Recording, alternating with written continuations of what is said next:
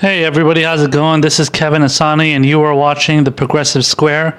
Thank you so much for joining me. We've got another great podcast to do today.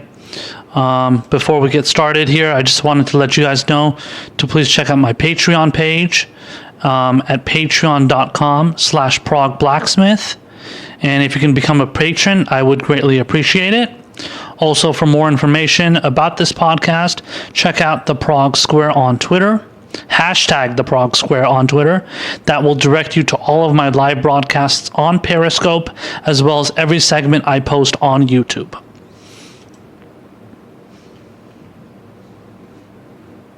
So let's get right to the stories here. So the first story I wanted to cover is very important.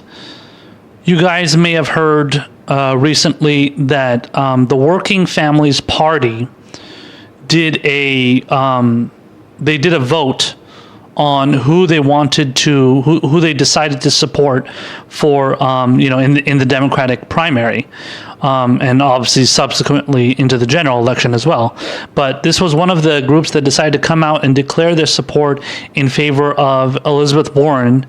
And they did a vote for it, and they basically decided that based on all the voters, what all the voters, from their group or their organization thinks, Elizabeth Warren should be the candidate. So that is a big issue for a lot of Bernie Sanders supporters, because they feel that the voting process was rigged, and apparently there was a situation. I'm going to be explaining more in the article, but apparently there was a situation where there were super delegates that were able to vote, or maybe even leaders of the Working Families Party whose votes they were counted more. They were counted as like more heavily compared to all the other people that are voting. So I don't know how many people it was exactly that were super delegates, or let alone people that are the heads of the Working Families Party that whose votes weighed heavier than everybody else. But we're going to get into the details here a little bit. But that's kind of what happened, and that's basically kind of the gist of what happened. And I'm going to get into more details here. So this is a New York Times article, and it's titled "Working Families Party Endorses Elizabeth Warren." And here's why it matters. So let's get into it here. It says, the Working Families Party, the labor-aligned progressive group whose electoral influence has grown since the 2016 election, has endorsed Senator Elizabeth Warren of Massachusetts for the Democratic presidential nomination, a boon to her candidacy as she attempts to position herself as the main challenger to former Vice President Joseph R. Biden Jr. The party endorsed Senator Bernie Sanders of Vermont during the last presidential cycle, at which time he described Working Families as the quote, the closest thing to my vision of democratic socialism. The group's endorsement of Mrs. Warren on Monday, one of the few by a prominent progressive organization this early in the primary, could turn heads among left-leaning Democrats desperate to defeat Mr. Biden, the more moderate frontrunner in a primary election where the party's ideological future is at stake. Quoting the head of the Working Families Party, which is the national director, he says, Senator Warren knows how to kick Wall Street kleptocrats where it hurts, and she's got some truly visionary plans to make this country work for the many, said Maurice Mitchell, the Working Families Party's national director.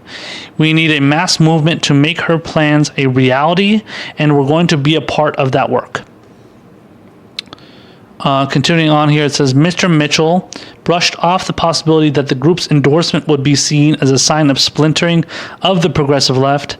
The vote among, quote, tens of thousands of party members and national committee leaders resulted in a commanding majority for Mrs. Warren.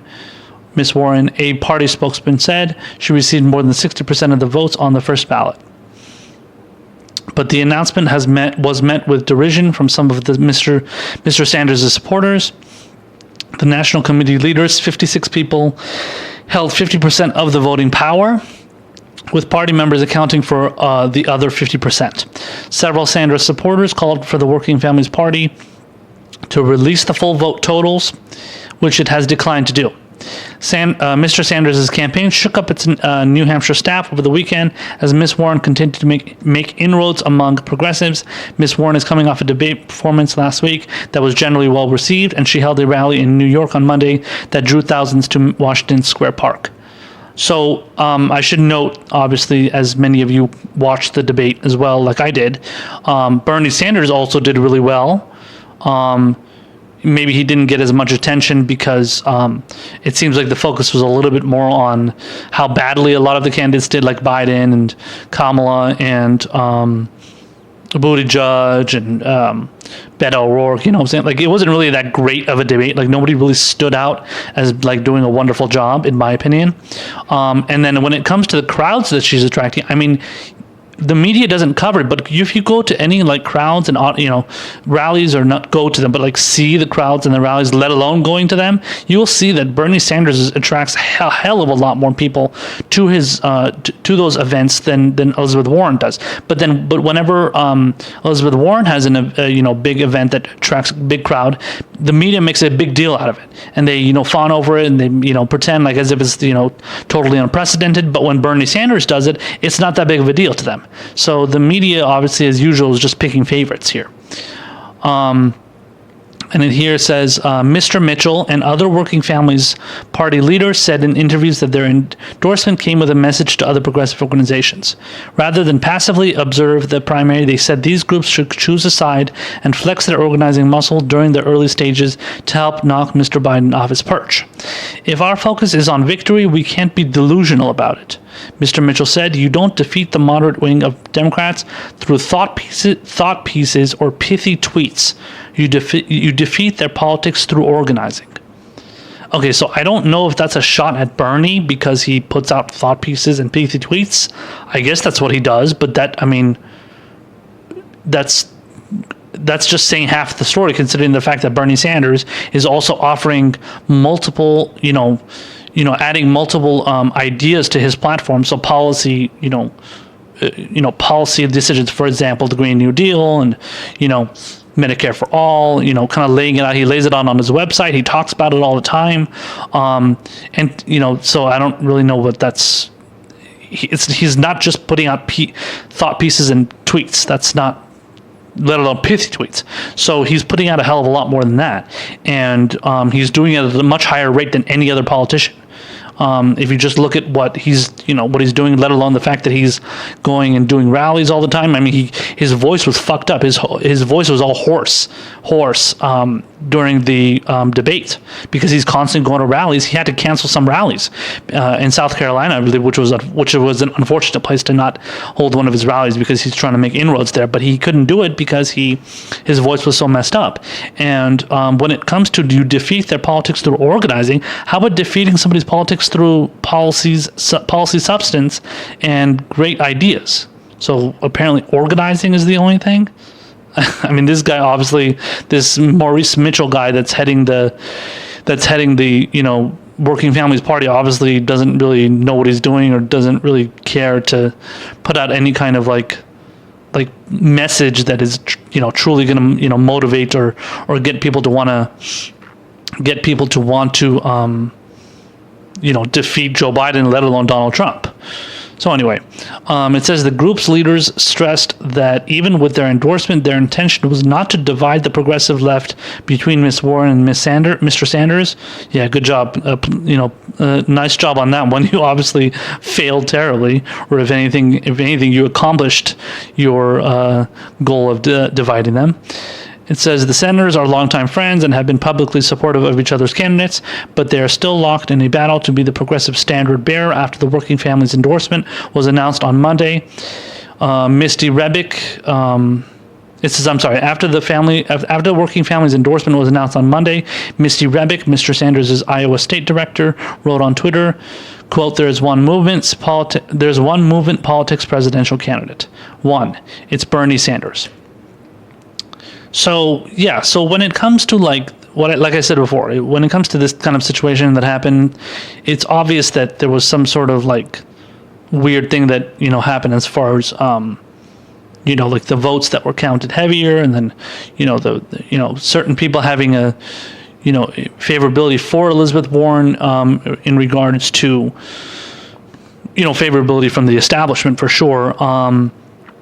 But it also seems like this national director has a little bit of a horse in this race, and he seems to be like going out there and trying to take shots at Bernie, which are totally out of nowhere and unwarranted. I don't know if this guy was the national director of the Working Families when they endorsed Bernie in 2016, but I mean, he doesn't really sound like he's a big supporter of Bernie Sanders. I mean, obviously they didn't like Hillary Clinton, so I don't know. My feeling is that there was a little bit of a screw job that happened, and apparently the math doesn't make much sense either, or at least the math kind of concludes that there were certain votes that were, of course, like I said before, once again, the votes were weighed heavily in favor of specific voters that chose Warren, and then other people that were maybe not as didn't weigh as heavily that were possibly for Bernie.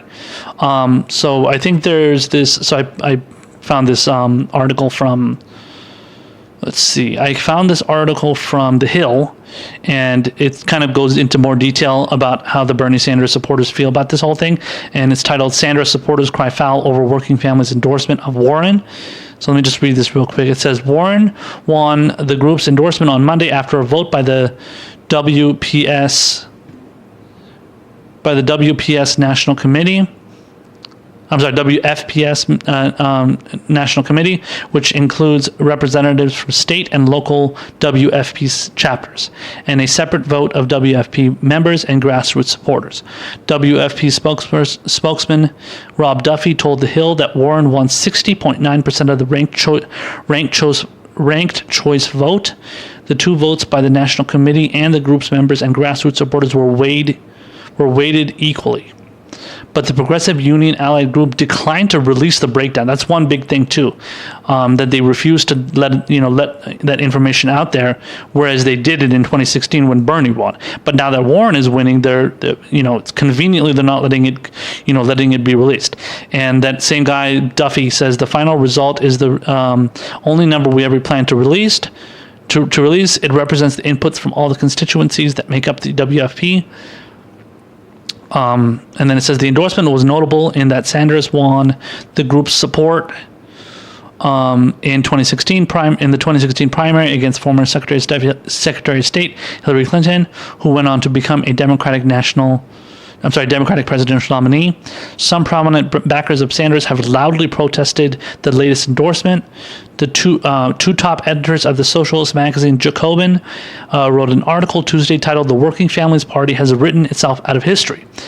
Quoting the article here, it says, if the WFP views bottom-up organizing of and by a multiracial working class as a core necessity to win social change, why would the party endorse Warren, whose campaign has catalyzed neither, especially over Sanders, whose campaign has?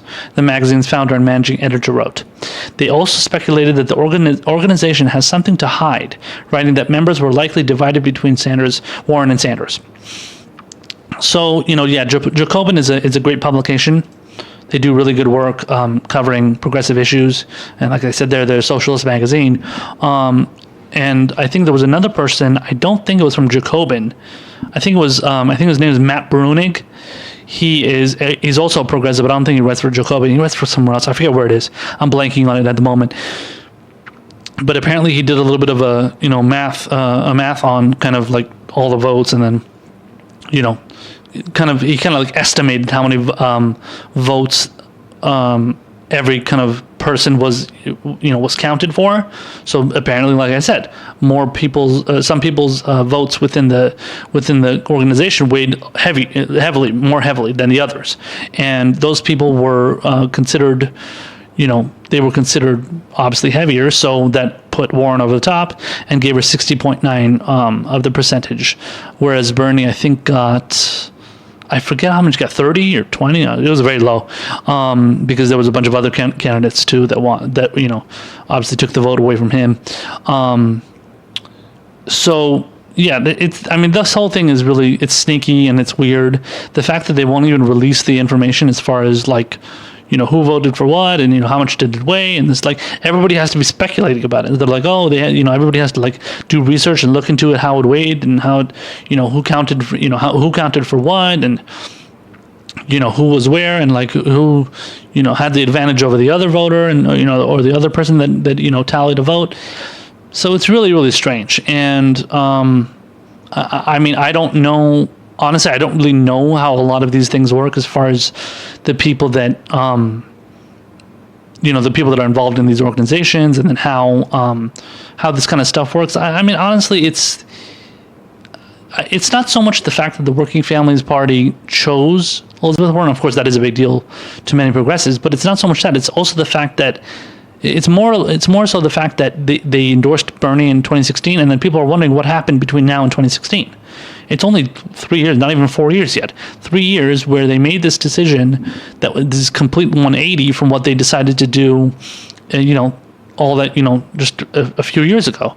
And it's really, really strange. And it really makes you wonder, like, either the national director changed, some people got added onto the committee where they did that, and then, made the vote that they made, and then it ended up screwing over the progressive candidate. And just like the DNC, got rigged, my feeling is that some of these organizations are now going to be, they're going to be they're going to go through the rigging process as well, right? And to be fair, obviously, like, winning an endorsement from this kind of group, whatever group it is, it doesn't necessarily it doesn't mean that, like, oh, this person is going to win the primary, or this person is going to become, the nominee or whatever. That just means that it just gives more clout to that person to be able to use, that as like, well, look, I got the endorsement of this group, group A, B, or C, whatever. And I mean, Bernie's getting endorsements too. He got the endorsement of the DSA, which is the Democratic Socialist of America. Not surprising considering Elizabeth Warren doesn't even consider herself a Democratic Socialist. Obviously, Bernie Sanders does. So, I mean, that was an easy call. But when it comes to the Working Families Party, you wonder what happened. And, to go out there and say, oh, well, she's going to defeat the Wall Street kleptocrats and blah, blah, blah. That's what the guy said. The Maurice Mitchell is the head of the national director of the Working Families Party. And, to put that out there, it's like, and saying, oh, well, you can't go through, you can't rely on pithy tweets and thought pieces. You got to rely on organizing. But then he doesn't even mention the fact that you have to rely on policy, substance, and ideas too. So you just talk about organizing. So basically, what that means, it's when you're saying when this guy says that organizing is important. Basically, that's like code word for, it's like, oh, well, we got to go out there and try and get as many. We got to put together our team and get as many people out there to go and encourage people to vote for Elizabeth Warren. And, she's got the better, the better operation, not the operation, I think it's another word for it, but it's like, basically he's got the better, people put together to go out there and, get the vote out and, encourage people to vote for her and shit like that, basically. And it's weird.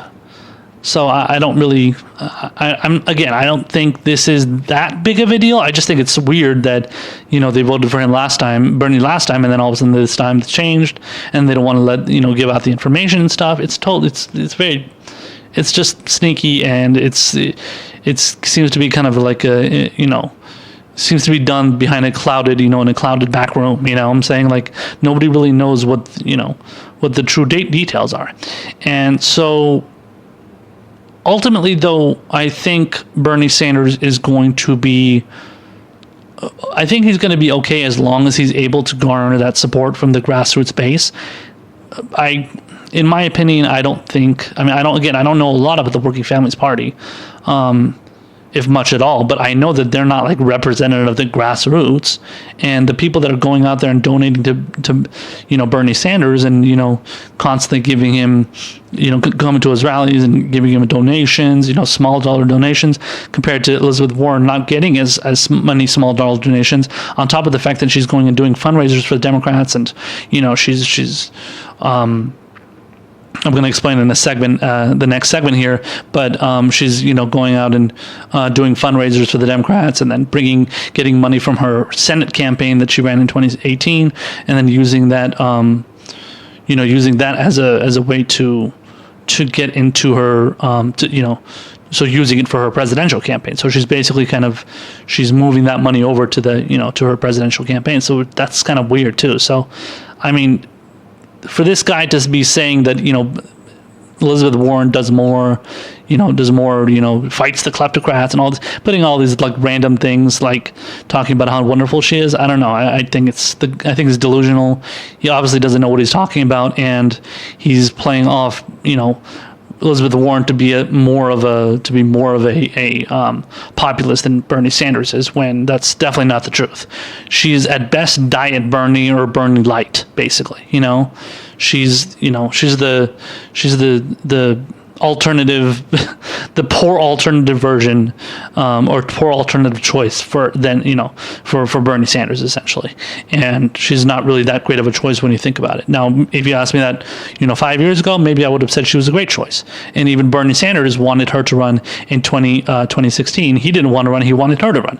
And she didn't run because she probably didn't want to run against Hillary Clinton, because then she probably wanted to get Hillary Clinton's support this time, because she knew if she was going to step on the toes of Hillary Clinton, then that would have hurt her chances if she were to run later, which she ended up doing. Whereas Bernie Sanders just went for, straight for the jugular and went after Hillary Clinton and decided to take her on. So that's a big difference. It's a big deal for sure. So again, we'll see what happens.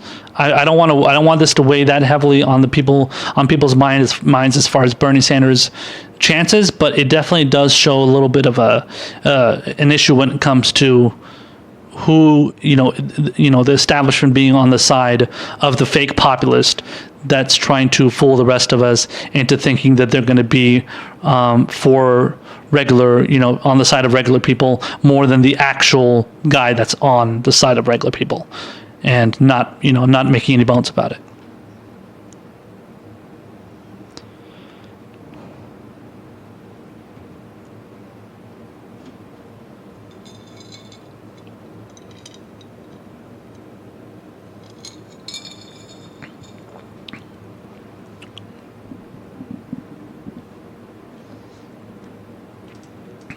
So there was an article that was recently put out on for the Washington Post, and it was a piece by actually a corporate Democrat and a former governor of Pennsylvania. His name is Ed Rendell. I remember he used to be a pundit and contributor for MSNBC for many, many years. He used to appear on that channel. I don't know if he still does. I don't think he still does, but he was appearing on there for many, many years. He would be on Keith Olbermann's show and Rachel Maddow's show and all those different people. But these days, yeah, he's definitely a big-time corporate Democrat, big-time supporter of Hillary Clinton. Best friends with I think with Bill Clinton and Hillary Clinton. So yeah, he's a big-time supporter of hers, and that's why it was surprising when he actually came out with an article that criticized Elizabeth Warren and criticized her for her hypocrisy regarding big money, and the fact that she calls out, the existence of, high dollar fundraisers and, taking big money donors. And then, like I said in the last segment, or previewed for this segment at least, doing, moving her money. So the money that she has in her campaign conference for her Senate campaign, and then moving it into her presidential campaign. So yeah, that's definitely a sneaky move for sure. And this is something that Rendell called out. And So he did this in the Washington Post, like I said, and the title of this article is "I Like Elizabeth Warren, Too Bad She's a Hypocrite." So this article is from September 11th, so about a week ago. So let me get into the kind of the details here, and then I'll just give my commentary as usual as I go along. It says, "I like Elizabeth Warren. I like her a lot. Too bad she's a hypocrite. I think Warren has been a great senator, and her work in setting up the Consumer Financial Protection Bureau was terrific. The CFPB is the best protection that ordinary Americans have from financial institutions that prey on them. In fact, I like her so much that when she ran for Senate in 2018, I co-chaired a couple of fundraisers for her and donated a combined $4,500 to her campaign. Shortly after announcing her candidacy for the Democratic presidential nomination in February, Warren said she would shun high dollar fundraising events, And then quoting her here, it says, "That means no fancy receptions or big money fundraisers, only with people who can write the big checks," Warren wrote in an email to supporters. Now, Warren has every right to make that pledge, even if she had obtained significant contributions from donors in the past. Doing that didn't make her a hypocrite, but there are two other reasons why the description applies. First, because she transferred $10.4 million from her Senate re-election campaign to her presidential campaign fund. More than $6 million came in contributions of $1,000 and up. Just so you guys know, the amount of money that is considered like a big donation is $200 and up. In this case, it was $6 million came just from $1,000 donations, $1,000 donations and more. And then the max, I think he mentioned it earlier, the max is 28, or no, I mean, I guess he's going to mention it later because I read it earlier. But it says, like I said, but I've said this before, is the fact that the maximum that every individual donation can be is $2,800. And it's possible that a good chunk of her donations are $2,800 too. Whereas somebody like Bernie Sanders doesn't have that. Joe Biden has that. Pete Buttigieg has that. Kamala Harris has that. All the corporate Democrats have get those kind of donations and contributions from rich donors, essentially, because they have all that money to give. I mean, no regular person has $2,800 just lying around to give to somebody, let alone $1,000. So he says more than $6 million came in contributions of $1,000 and up, as the New York Times recently noted. The senator appears to be trying to have it both ways. Get the political upside from eschewing donations from higher level donors and running a grassroots campaign, while at the same time using money obtained from those donors in 2018. The $10.4 million gave Warren a substantial head start in building a presidential campaign staff and doing other things for which money is essential. If she wasn't being hypocritical, she would have taken only the dollars raised in smaller increments from her Senate race and transferred those into her presidential account. And then the second part he goes into here, it says, second, Warren attacked former Vice President Joe Biden for holding a kickoff fundraiser in Philadelphia in April, which she criticized as, quote, a swanky private fundraiser for wealthy donors in an email to supporters the next day. Well, I helped organize that affair, and I thought her attack was extremely hypocritical because nearly 20 of us who attended the Biden fundraiser had also given her $2,000 or more in 2018 at closed-door fundraisers in, quote, swanky locations. So just pause here for a second and realize what's happening. What Ed Rendell is saying here is he's saying, listen, why are you criticizing these, it's two-parter. It's a twofer, to be fair. He's saying, why are you criticizing these high-dollar fundraisers when you're involved in them as just as much as, or almost just as much as, Joe Biden and every other candidate is? But he's also making a second point. He's saying, why are you, he's basically making the case for how wonderful high-dollar fundraisers are. He's not only calling her out for criticizing them, but it's not like he's coming at it from an angle of, hey, listen, you shouldn't, these high dollar fundraisers are terrible. We shouldn't be doing these things, where politicians are taking just, loads and loads of cash from big donors and stuff. We should be focusing on small dollar donations like Bernie Sanders would. He's not saying something like that. He's saying, no. You can't criticize these events. These are wonderful. We need to give as many thousands of dollars to our candidates as possible because these swanky fundraisers and high dollar fundraisers are wonderful. We need to keep doing them, and you need to stop criticizing them. But of course, like I said, it's a twofer because he's also pissed that she's criticizing them. But to go out there and talk about how calling her a hypocrite, calling her a hypocrite is fine. Of course, that's a good point, and that's a perfectly fine argument to make. But when you're going out there and you're saying oh, why are you attacking them as if they're so wonderful, as if these high dollar fundraisers are genius and wonderful and totally a normal thing to do, he's going out there and saying stop attacking them so that we can do more of them and stop making us look bad, essentially. So it's a really fucking narcissistic move move by Ed Rendell here, and he's trying to pretend as if these things are wonderful and we should keep doing them, and how dare you criticize them, but at least to his credit, at least he's criticizing Warren for taking part in those fundraisers while simultaneously attacking them, which is probably in a lot of ways just as bad as Ed Rendell advocating for the fundraisers. So they're both kind of in the wrong in this situation here. But in this case, at least Warren, at least in this case, Ed Rendell is a little bit more principled in just saying, "Hey, I'm in favor of $100 fundraisers, and I'm not criticizing that. I love them." And then he's calling out the person, in this case, Elizabeth Warren, for attacking the fundraisers, even though she's taking part in them. He's got a point there. You can't call him out for that. You can just call him out for being a typical corporate Democrat, whereas Elizabeth Warren is hiding behind the curtain and pretending, to be totally pretending to be a total progressive populist, when behind closed doors, she's obviously taking part in these events. Let's continue on here. It says, Warren didn't seem to have any trouble taking our money in 2018, but suddenly we were power brokers and influence peddlers in 2019. The year before we were wonderful. I co-chaired one of the events for the senator and received a glowing handwritten thank you letter from her for my hard work. Wow. And then all of a sudden now she's criticizing these events. Wow. Specifically, these ones coming from Ed Rendell too. Let's see. It says, it seemed odd to some of us who gave her money that Warren was experiencing an epiphany less than 12 months later. It's one thing to fashion a campaign that relies on grassroots fundraising, but it's another to go out of your way to characterize as power brokers and influence peddlers the very people whose support you have previously courted.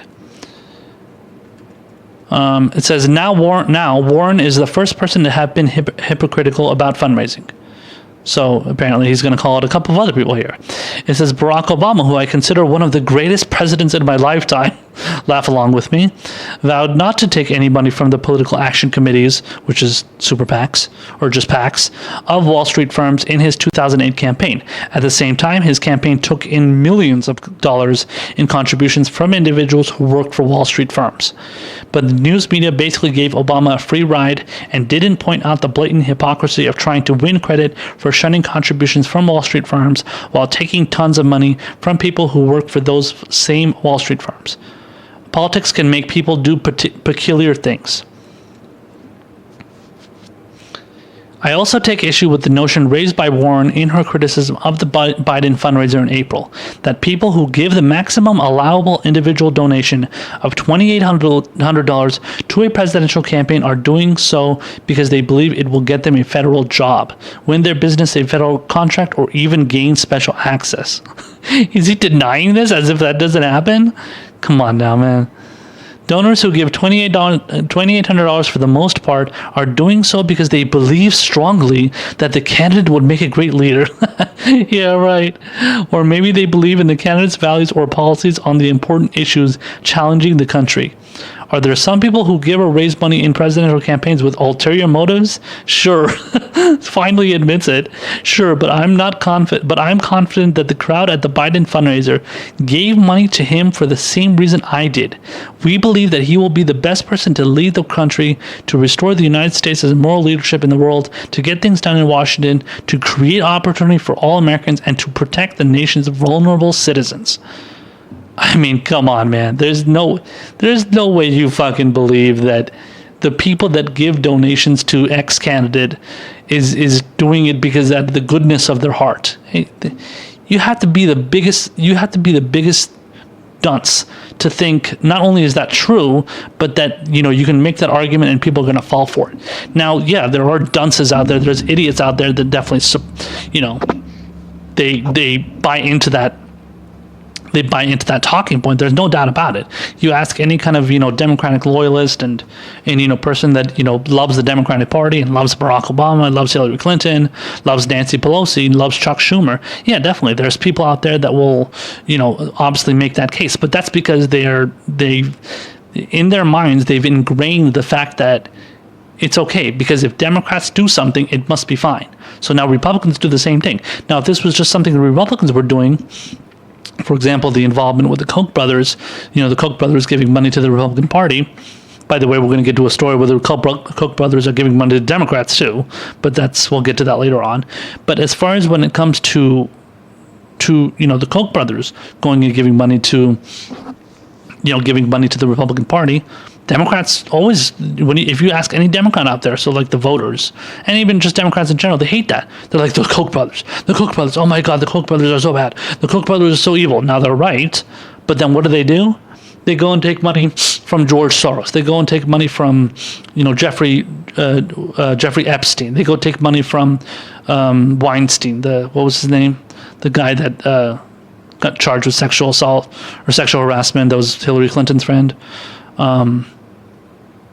Whatever his name was. Anyway, so that guy, and then whatever, throw out any kind of rich donor, whatever, celebrity donors out there and shit. Yeah, they do that stuff constantly, but somehow the Koch brothers are not, they're inherently evil, but no other candidate is. So basically, what they're saying, like what people like Ed Rendell say.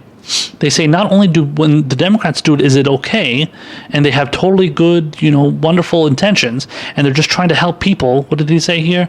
He said, it says donors who give $2,800 for the most part are doing so because they believe strongly that the candidate would make a great leader. No, what they believe is that candidate is going to, like he denied, is going to do favors for them, but it's also the candidate that is going to maintain the status quo. And he's going to do all the things that the establishment wants and the establishment wants to maintain. So they want to maintain that status quo of just the same old shit, same old, selling out to big corporations and doing favors for big, big banks and oil companies and fossil fuel industry and just caring about social issues. So like just push for LGBTQ issues and women's rights and civil rights, which honestly they're not really that great on when it comes to civil rights. But just do the kind of like the kind of the identity politics, social issues type stuff. But then when it comes to economic issues, when it comes to foreign policy, so they're taking money from the military-industrial complex. When it comes to that kind of stuff, oh, that's wonderful. That stuff is perfectly fine. It's perfectly normal as long as you're like not a fucking anti-gay bigot and racist. That's okay. Then you're perfectly fine. You're perfectly fine to take money from that organization or from that donor or that company, multinational corporation. You're perfectly fine and you're moral. So that's what this Ed Rendell guy thinks. And other than the fact that he's calling out Elizabeth Warren for being a hypocrite, which she is, and she's going out there and pretending to shun, high dollar fundraisers and big donors when she's in reality taking part in being part of that club that the rest of us the rest of us obviously are not in and we don't want to be part of anyway. But she's part of that big club, but she wants to pretend like she's not. So he's right in obviously calling her out for that. But when you're talking about how these donors giving money is like totally like a normal thing and it's perfectly fine and it shouldn't be, denounced and it shouldn't be shunned. It's, you and I know that's ridiculous. I mean, these people are so stuck in their bubble, and unfortunately Elizabeth Warren is stuck in that bubble, or she's, like Ed Rendell is saying, is saying all the things that she wants us to hear, progressives want to hear, while in reality she's behind closed doors, she's sucking up to these donors and doing these fundraisers for the Democratic Party, which is obviously in bed with big corporations. So she's definitely going out there and doing all these fundraisers to serve the Democratic Party. You notice Bernie Sanders does not do that. Even Tulsi Gabbard, if I'm correct in assuming Tulsi Gabbard also doesn't do that. But since Bernie Sanders is he's not technically a Democrat because he's an independent senator. Now he's running for the Democratic nomination, so that's fine. But when it comes to being part of the party, he is not. He's an independent. But Elizabeth Warren is perfectly fine with doing that. So Warren wants to have 1 foot in and 1 foot out with the establishment. You know what I'm saying? She wants to be part of the establishment, but also wants to take shots at them take pot shots at them every now and then. It's almost similar to what Hillary Clinton did in 2016 when she said, "Yeah, I totally go out there and I call out the big banks and I call out the people that are screwing over everybody and hosing them and shit." But but then in reality, when she was going and giving, she was going out and giving like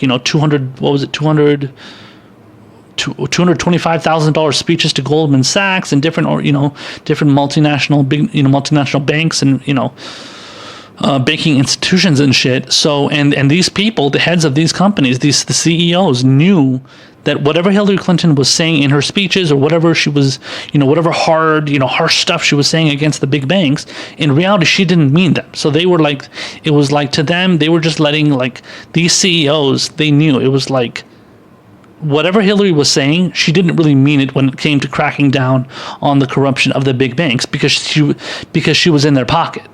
So she was in their pocket, and they knew that they could rely on her to just go and put out that rhetoric to get elected, and then behind closed doors, assuming she would win the presidency, which she didn't, because she lost to a fucking fascist monster like Trump. But once she would become president, she would do the favors for them.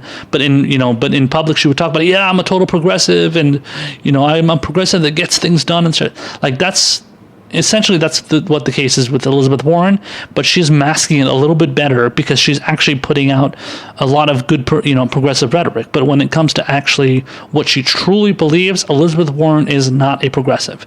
Again, like I said before, she is Bernie light. She's Diet Bernie. She is not Bernie Sanders. She will never be Bernie Sanders. She's even gone as far as saying that I'm a capitalist to the bone, and I'm not a democratic socialist. I don't believe in democratic socialism. She's gone out there and voted in favor of Donald Trump's military budget. She's confirmed Ben Carson to be the head of the housing and urban development, which is a branch of the Trump administration, or a presidential administration. And then she's, like I said, she's done the high dollar fundraisers, and as I profiled in the segment, obviously in these articles and stuff. And just a final note on that, I wanted to direct you guys to this New York Times article. I'll put it in the description box along with the Washington Post article too. But it's this article from the New York Times, which goes into much greater detail about how Elizabeth Warren was involved in all these kind of like taking the big money and doing the high dollar fundraisers. So the title of this article is How Elizabeth Warren Raised Big Money Before She Denounced Big Money. So if you guys want to check that out, I'm going to put it in the description box below. Check that out. It's a really interesting article. It's very long, but it's long because it's extensive, and it gets into a lot of interesting details that you guys would want to know. I think Ed Rendell, the guy who wrote the article that I just read for you guys, I think he mentioned the New York Times article too. So he obviously did his research. He knew what he was talking about. But Ed Rendell is a corporate Democrat, and he's a corporate Democrat extraordinaire, and he loves big money. He loves corporate corruption and corporate Democrats and stuff, because he is a corporate Democrat. And it's just like these people, they want the system to maintain its corporatization, and they don't want it to change. And they know that Elizabeth Warren, and I mean, Ed Rendell said it himself. He wants Joe Biden to become president. Does he want Joe Biden to become president because he has great ideas? No, he wants Joe Biden to be president because Joe Biden is going to maintain the status quo. He's going to do what the corporations and the establishment, the political establishment wants. The Democratic establishment loves him, and the Republicans love him because he's going to maintain what the establishment wants. And Ed Rendell knows this, and that's why he's doing so many high dollar fundraisers with Joe Biden and talking about how wonderful they are, whereas Elizabeth Warren is going out there and saying they're terrible, and they're shouldn't be doing, shouldn't be taking part in them, shouldn't be doing them, even though she's doing them. So Elizabeth Warren is pulling the wool over our eyes, whereas somebody like Ed Rendell, who's a corporate Democrat, and he's pretending, or he's saying that those these high dollar fundraisers and whatever big donor events and stuff are wonderful. So at least with Ed Rendell, we can know that at least he's being honest, whereas Elizabeth Warren is just pretending to be something she's not.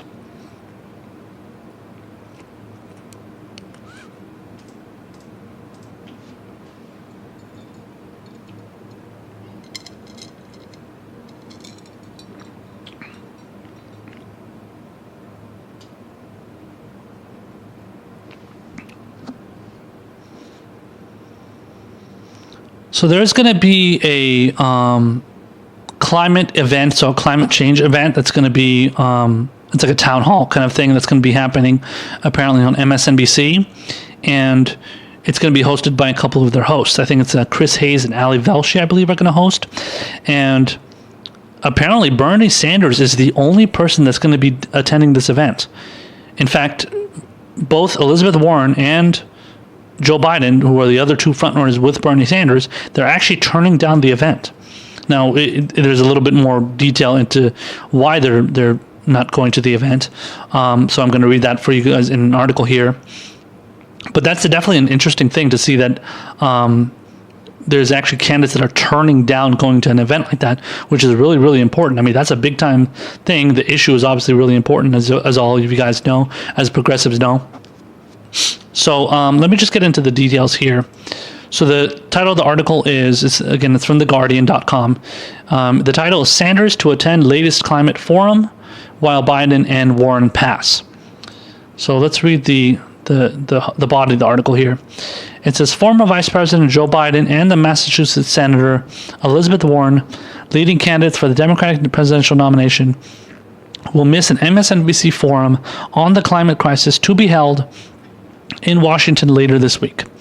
The live-streamed event at Georgetown University, which will include hour-long interviews with presidential contenders on Thursday and Friday, is aimed at students and timed to align with global climate strikes inspired by young people.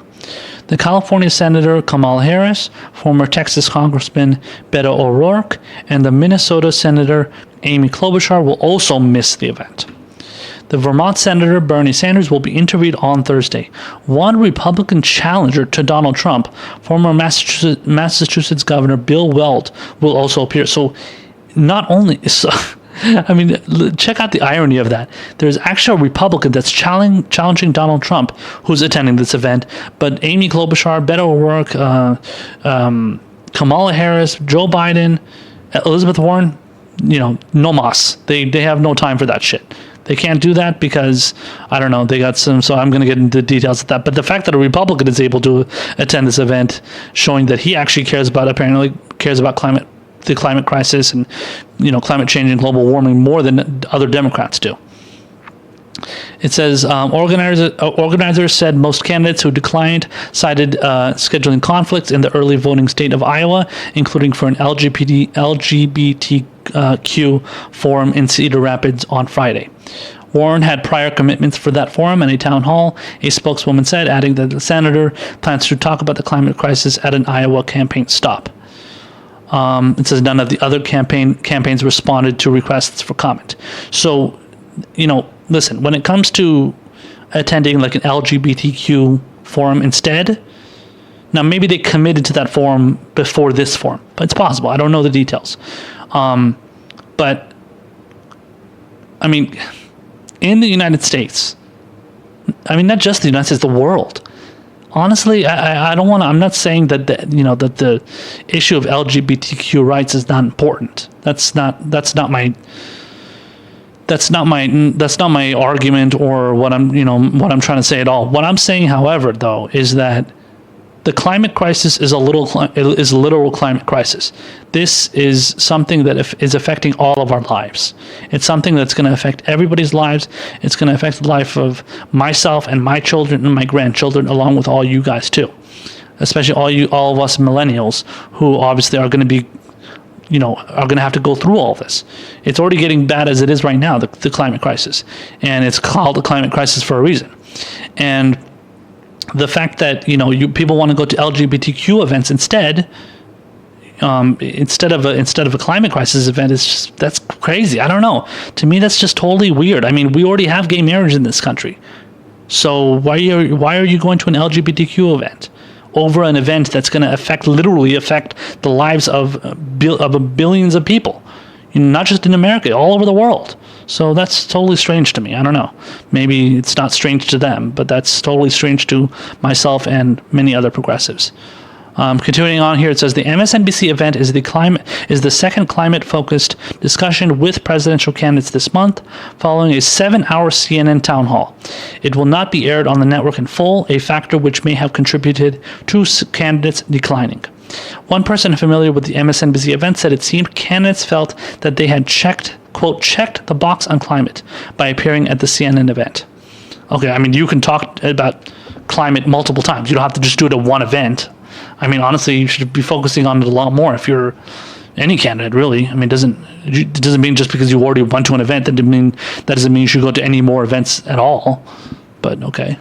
It says Stephen O'Hanlon, a spokesman for the Sunrise Movement, said the youth-led activist group understands why some candidates could not attend this MSNBC event. The CNN Climate Crisis Town Hall forced all the candidates to put forward serious plans to tackle the climate crisis and answer questions from voters on them. O'Hanlon said that was historic. So, like, there's an issue that's going on with there's people that are taking issue with the Sunrise Movement, which is a group that focuses on climate change. And while they were always kind of good at like calling out Democratic politicians, but a while back, and then I may have mentioned it on a couple segments before, but they went in, protested with Alexandria Ocasio-Cortez outside of Nancy Pelosi's office, and then they went and confronted Dianne Feinstein and stuff like that. That pissed off a lot of corporate Democrats and a lot of Democratic loyalists, but they did that, and it was very, very good. But then all of a sudden now it seems like they're going and they're kind of like they're supporting like other candidates like bullshit climate platforms, which are terrible, whereas and pretending like they're the same as Bernie Sanders, whereas like Bernie Sanders, honestly, he has the best climate platform and the most comprehensive one, while everybody else is just kind of like, tinkering on the edges, And it seems like they're pretending as if everybody's so focused on climate change. Like, no, not really. That's not true at all.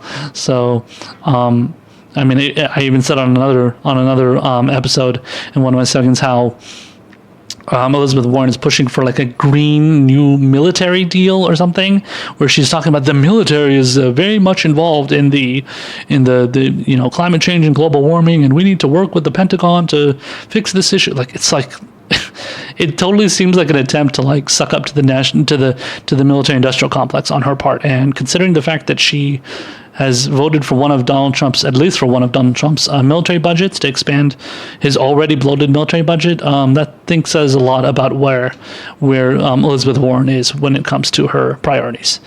And the fact that she's not attending this event, this climate change event or forum, whatever, that says a lot about her as well. So it continues on here. It says, but Sierra Club's National Policy Director Ariel Hayes said, if tackling the climate crisis is truly the priority for these candidates that it needs to be, they should be taking advantage of this opportunity to share their vision with the world.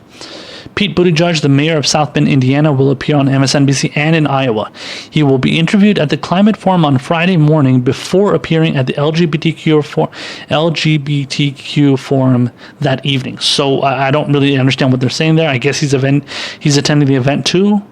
But he's going to the LGBTQ event as well.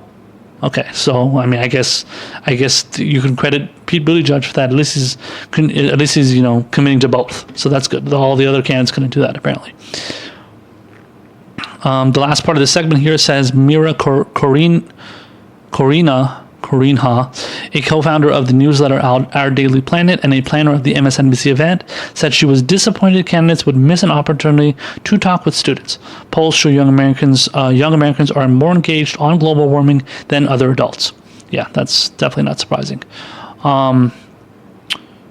So, obviously this is a big deal. This is not something that should be taken lightly. It's very, very unfortunate that there are candidates out there that are totally neglecting this and acting like, we already did an event for CNN, so we don't need to do it for MSNBC. But Bernie Sanders is totally willing to do it. And look at this. Look at the fact that Bernie Sanders is happily going on MSNBC to do this event.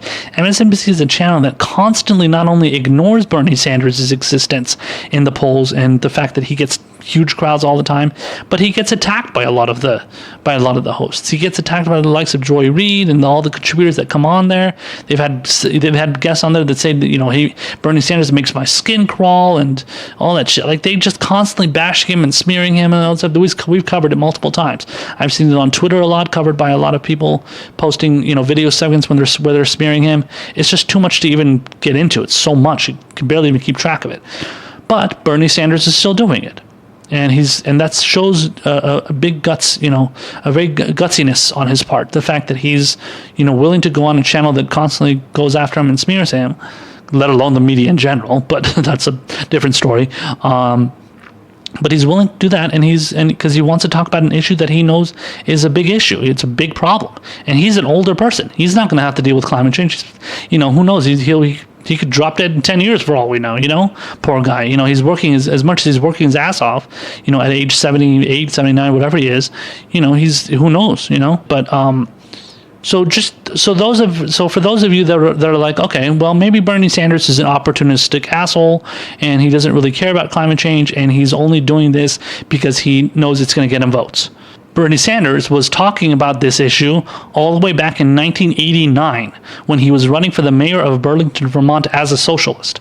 He was running as a socialist and he actually was talking about it to the media. He was appearing on channels like C-SPAN, where probably which are probably the only kind of channels that were letting him on, because every other national media, mainstream media didn't want to talk about the issues that Bernie Sanders was talking about and covering, and wanting to be covered by the media. So he had to voice his opinions about it, so people would actually talk about it. So I want to play this video here. It's about a minute-long clip of him appearing on C-SPAN, talking about his mayoral run in Vermont, and I just wanted to play this clip for you guys where he calls out the media for not talking about climate change more, and how the role of the media, the conglomerates and stuff taking over, big corporations taking over the media, takes away from the opportunity for those kind of topics to be discussed. So check out this clip, and then we'll talk about it on the other side. I think, and this is an important point that I want to reiterate, you are not going to have serious discussion of the issues facing this country. You are not going to be able to educate our population. And I have to say that in my view, the American people are significantly less politically conscious and understanding of what goes around them than most of the people around the world. And one of the reasons is the collapse of the media in terms of allowing serious people with different points of view to go forward and debate the real issues of our time, or even to bring on the television set. Now, for example, we face, as all people know, an ecological crisis in our time, whether it's acid rain, the destruction of the ozone layer, the greenhouse effect. One would think that the CBSs and the NBCs of the world will be doing prime-time specials on these programs, having different scientists talking about the issues, involving people in understanding what's going on in terms of our planet. They don't. The function of television is to make as much money as possible for the owners of the television stations and for those people who advertise with 30-second ads on television. So I would say that we're not going to bring about serious political change in this country until we deal with the media, which more and more is being swallowed up by large conglomerates. Very important issue. So look at that. That's something that Bernie Sanders is talking about all the way in 1989. That's how many years ago? 30 years ago. 30 years ago he was talking about this stuff. And I got this from an article that was posted in March of this year. So roughly about 7 months ago. But I just thought that was relevant to point that out, that he was focusing on this issue. And if you guys want to check it out, this is the full interview. Want to check it out on C-SPAN? It's going to be in the videos in the article I'm going to post for you guys in the description box, if you guys want to check that out. Now, you guys might say, in response to this, oh, okay, well, big deal. He's just talking about one issue. Bernie is a one-issue candidate. He only cares about certain things. He doesn't care about the serious issues. And he's still an opportunist because he just talks about things when people want to hear it. Okay, well, why don't you check out this? So I'm going to post this graphic for you guys up on the screen, and then here I'll read it for you guys that can't see it. This is an article from the Daily Beast titled "Mayor Bernie Sanders Created an 80s Trans Mecca in Burlington." And then the subheadline says, when it was widely unpopular politically, Sanders backed a pride parade. In the LGBT community, word got out. Burlington was a place trans Americans could be safe. So what am I trying to say in this regard? I'm saying that Bernie Sanders does things and says things when they're not necessarily popular, not necessarily wanted, by a large swath of Americans. He's pushing for things when they are right, when it's the right thing to do, and things that people are demanding of him. So in this case, in his hometown of Burlington, Vermont, when he's mayor, he's pushing for trans parades, LGBT parades and stuff, creating a trans mecca. I mean, who's ever heard of that? A trans mecca? I didn't even until I heard this, I didn't even know stuff like this was even considered a thing. I didn't know that there was anybody out there that was so pro-trans and pro-LGBT that they went out there and just made it made a specific city or town or state so comfortable for those people, for those people that are discriminated against. And this was all the way in the 80s. So just like he's talking about climate change in the 80s, he was when people was ignoring it, he was doing trans and LGBT events and pride parades and everything in the 80s. So Bernie he just didn't give a fuck. He was just like, okay, fuck everybody else that ignores these issues. Fuck everybody else that doesn't give a shit, that doesn't want to focus on serious things. I'm going to focus on them, and I'm going to make sure that they're going to come to the limelight, and everybody's going to, everybody's going to know about it, and everybody's going to, make them a serious issue. So what he did is he forced people to know that these are serious issues that are happening in the country, and the people that are not focusing on it are just out of touch, and they obviously don't know what's going on in the world, or let alone in the country too. And Bernie Sanders shows that he's able to step up to the plate and make sure that people know what's going on. And if he needs to stick his neck out there and maybe come off as politically, become a political liability, then so be it. He'll do it. If he has to go out there, whether it's going to win him a race or not, he's going to go out there and advocate for things that people want. And obviously there was a big trans community back in the 80s in Burlington, Vermont that wanted him to do this, and he did it. And that's what a populist does. A populist pushes for policies that are popular. You don't go out there and say, oh, I'm going to push for something that, people fucking hate. No, you're going to go out there and push for things that the people are demanding of you to do. They're demanding it from you, and you're doing it. You're going with the will of the people. You're accepting the will of the people, and you're accepting them, accepting the demands that they make of you, of your, of their public figures. Their politicians that serve them, that have to serve a constituency. He's happy to go out there and perfectly represent them and do what they ask of him. And that's what Bernie Sanders is now. That's what Bernie Sanders was then, and that's what Bernie Sanders is going to be when and if he becomes president of the United States.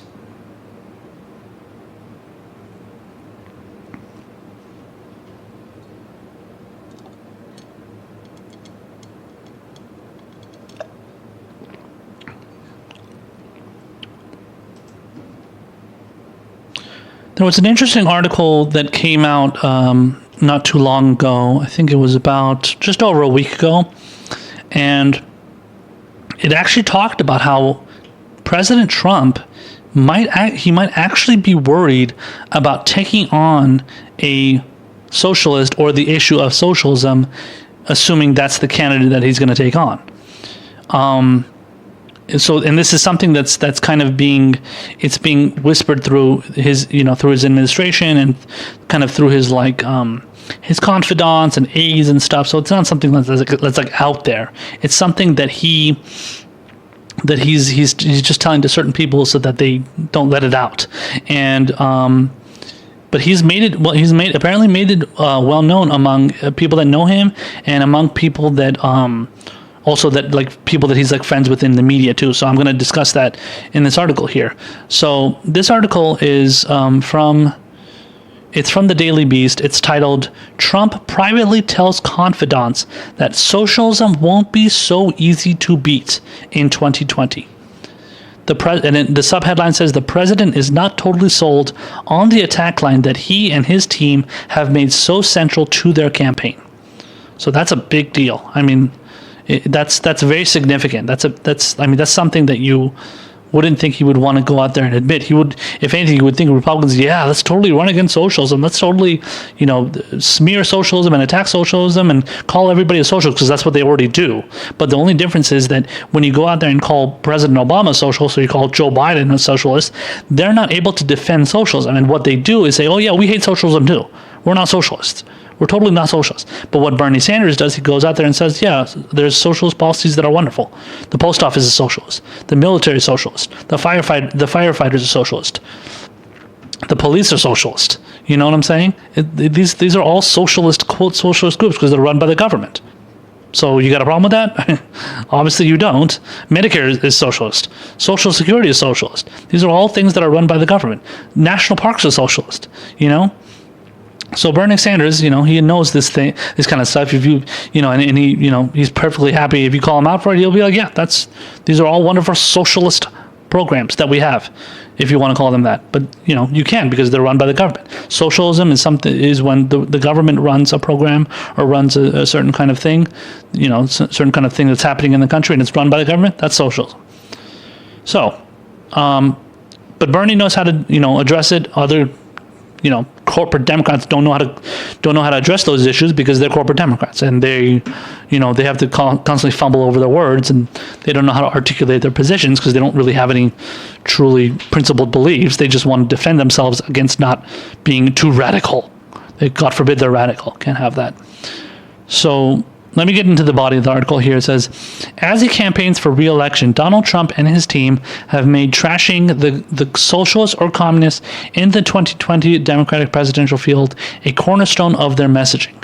In private, however, the president often strikes a different, more nuanced tone, one driven by a concern that socialism, at least as defined by the Democrats, may actually sell politically. This year, Trump has repeatedly told friends and donors that running against socialism in a general election may not be so easy because of its populist draw, according to 4 Republicans and sources close to Trump who have heard him say this over the past several months.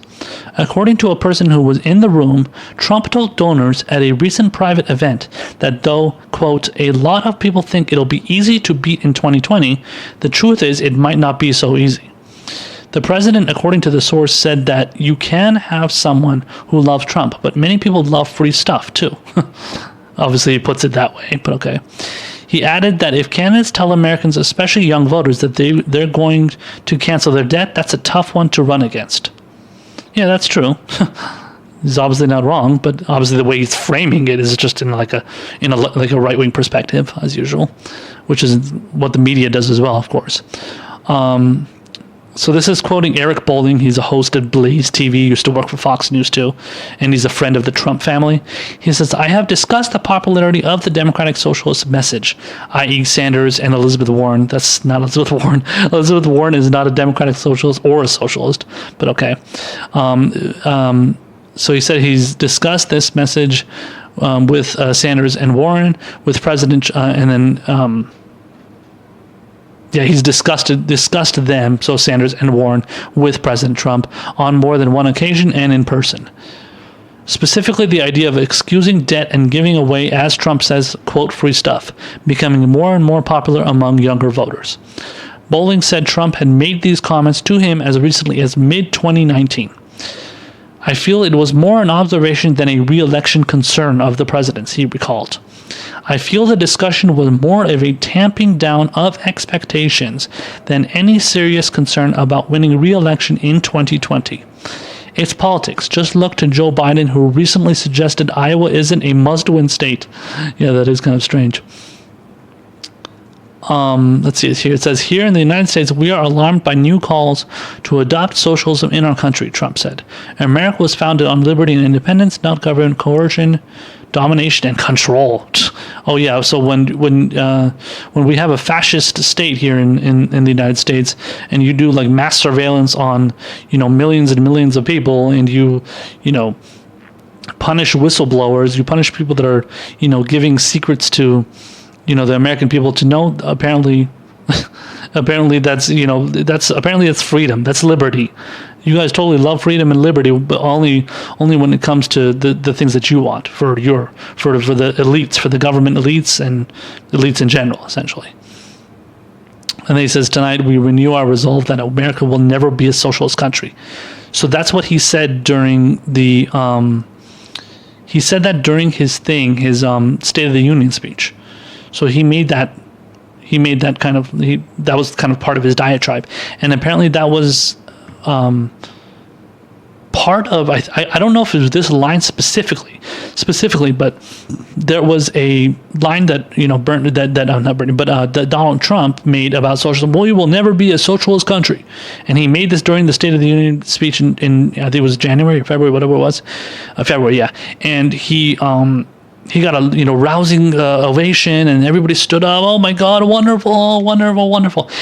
And one of the people to clap for him was Elizabeth Warren, let alone a bunch of other Democrats too. And she was standing right behind Bernie Sanders, and Bernie Sanders the whole time was like, and he was just so bored. He looked fucking, bored out of his mind. He was just like, well, this is ridiculous, and I want to get the fuck out of here. He just wasn't having any of it. But the fact that Elizabeth Warren was clapping for that, it was just ridiculous. So was, what's her name? Nancy Pelosi too, which is not surprising considering it's Nancy Pelosi. But and then so here it says that that Trump has been conceding that socialism could be politically potent didn't catch Sanders' campaign by surprise. One of the reasons I feel so strongly about Bernie's ability to beat Trump is because we know that the Democratic nominee will have to credibly explain that Trump betrayed the working class with false promises and that he does not put forward real solutions to help struggling people, said Faz Shakir, Sanders' 2020 campaign manager. Bernie can and will do that successfully. We'll have a national debate about policies that help the 1% versus policies that lift the 99%. I get the sense Trump knows the reckoning is coming and is worried about being exposed as a fraud. No Sharpie edits will save him. I think he's referring to the Sharpie when Trump used it when he was writing on a board that was like when he was talking about the recent hurricane that happened or something. So apparently he was using a Sharpie or something. I wasn't really keeping up with what was going on regarding that, but that's what I think he's referring to. And then the article continues. It says, now it appears socialism is roughly as popular as Trump. And the president himself recognizes that Sanders, the only self-described avowed socialist running, may be more formidable than he previously thought. As the Daily Beast reported in April, Trump will at times totally unprompted bring up Sanders' working class support and concede that there is in fact potential for the Democratic Socialists to win over some Trump voters with his populism, including on trade. Sources who have discussed this with the president said. Trump also indicated that he's been impressed by Sanders' ability to fire up his base, rake in small dollar donations, and attract big crowds at rallies, though not in the president's words as good as Trump. Yeah, of course. Well, I'll tell you right now, Bernie Sanders is attracting tons of big crowds. That doesn't mean Donald Trump doesn't attract crowds either. And he does. He's very, very popular among his base of right-wing sycophantic, supporters, let alone, majority of, I think it's like 90% of Republicans love Trump or something, which is definitely not something the establishment likes because a lot of people don't consider Trump to be part of the establishment, even though a lot of his policies are part of the establishment. But just because he has like mean tweets and stuff, they can't stand that Trump is popular.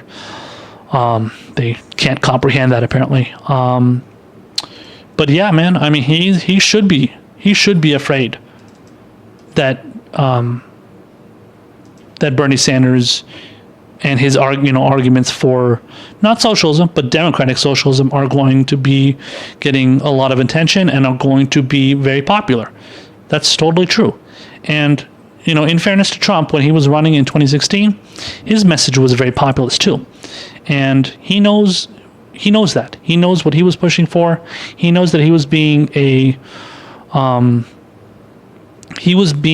the antithesis in some ways, many ways, to Hillary Clinton, because Hillary Clinton was standing up for the status quo. Hillary Clinton was going out there and talking about how I'm just going to keep everything the same. America is already great. We need to keep it the way it is. President Obama is a wonderful president and he kept everything wonderful, and I'm going to keep it just like he did. I mean, who wants to listen to that? I mean, considering the fact that everybody, considering the amount of people are suffering out there, the fact that, 75%, 76% of Americans are making $30,000 or less, half of Americans are living paycheck to paycheck. I mean, these things alone, 45,000 people are dying every year from lack of health care. These things do not make America great. By the way, the ironically, the new slogan for Donald Trump is "Keep America Great 2020," essentially KAG 2020, instead of MAGA MAGA 2020. It's KAG 2020. So he's ironically making the same argument she did, but after his first, obviously 4 years or 3.5, 4 years.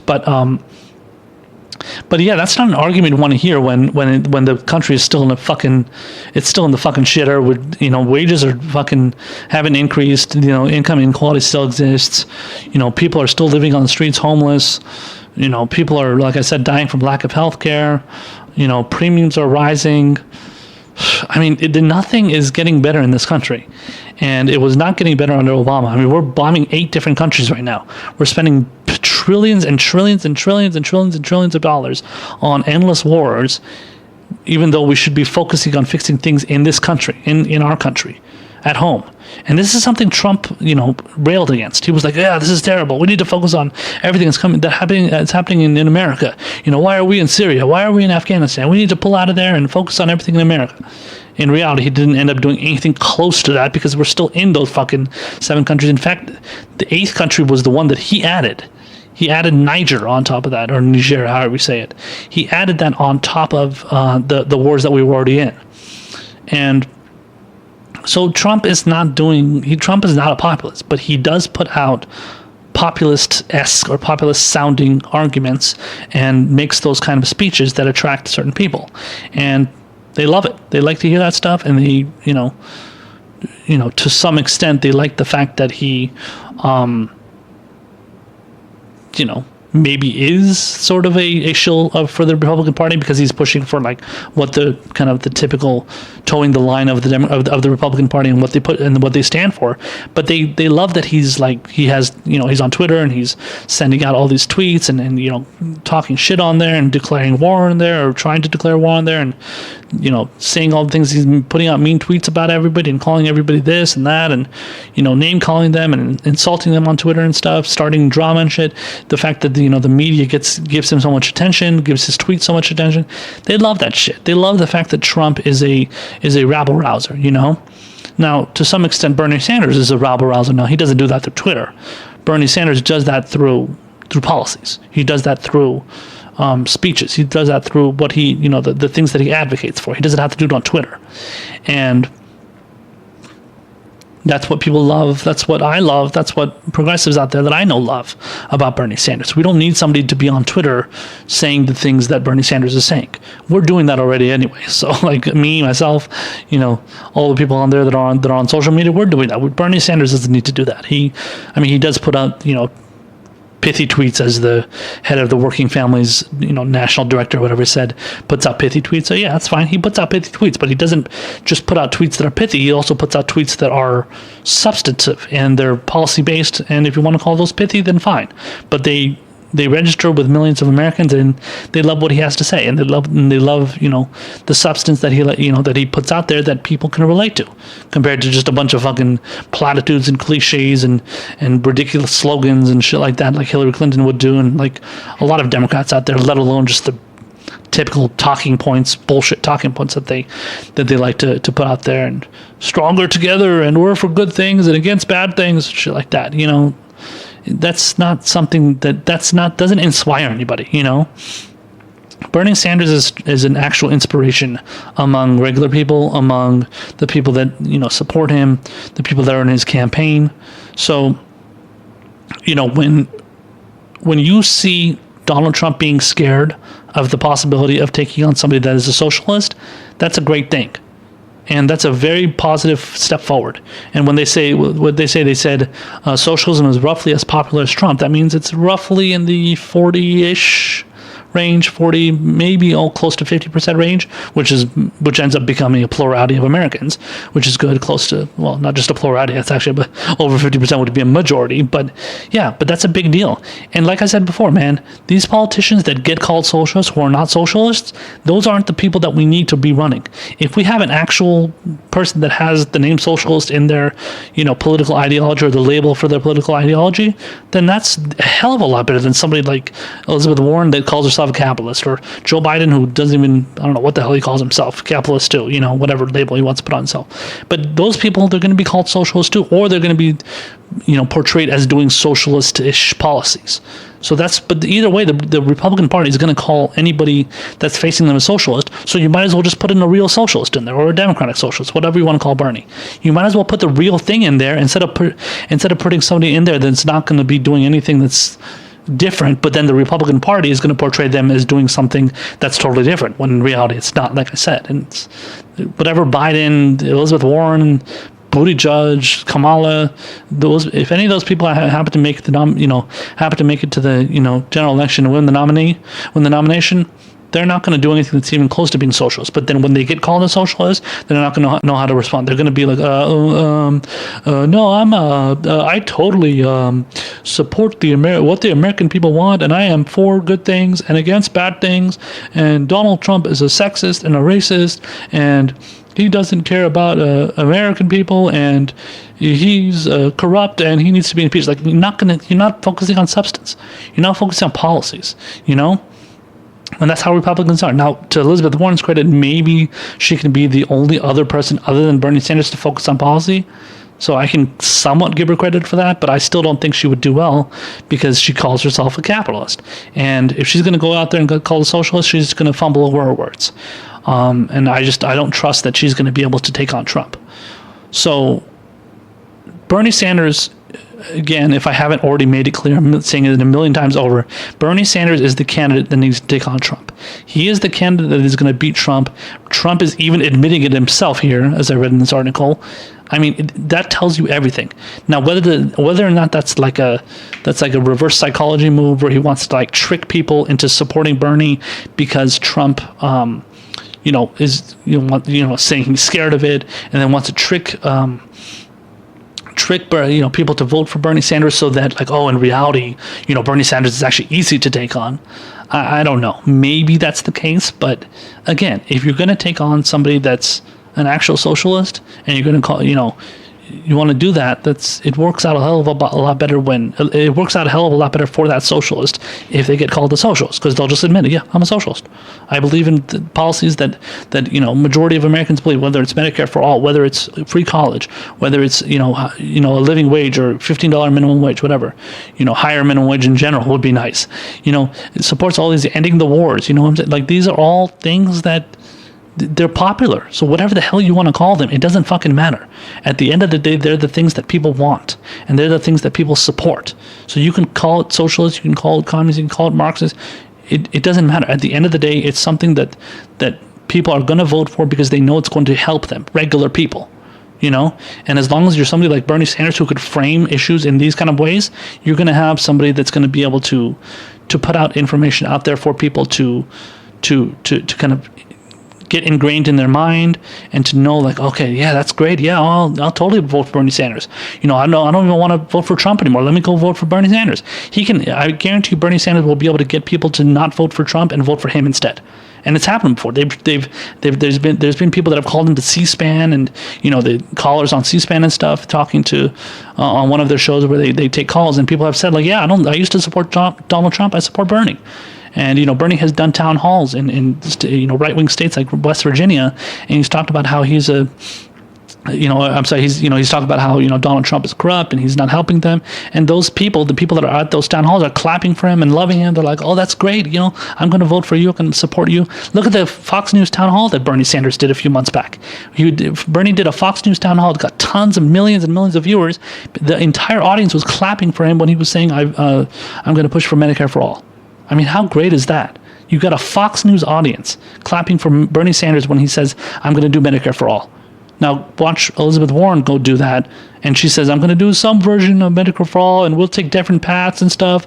People are going to be like, it's going to be like murmuring. People are just going to be sitting there and just like, yeah, that's great. I don't know if I really trust you. So, yeah, they're not going to trust her, and they're not going to trust any other candidate that goes out there and pretends to, push some sort of version of Medicare for all like Kamala Harris and shit do.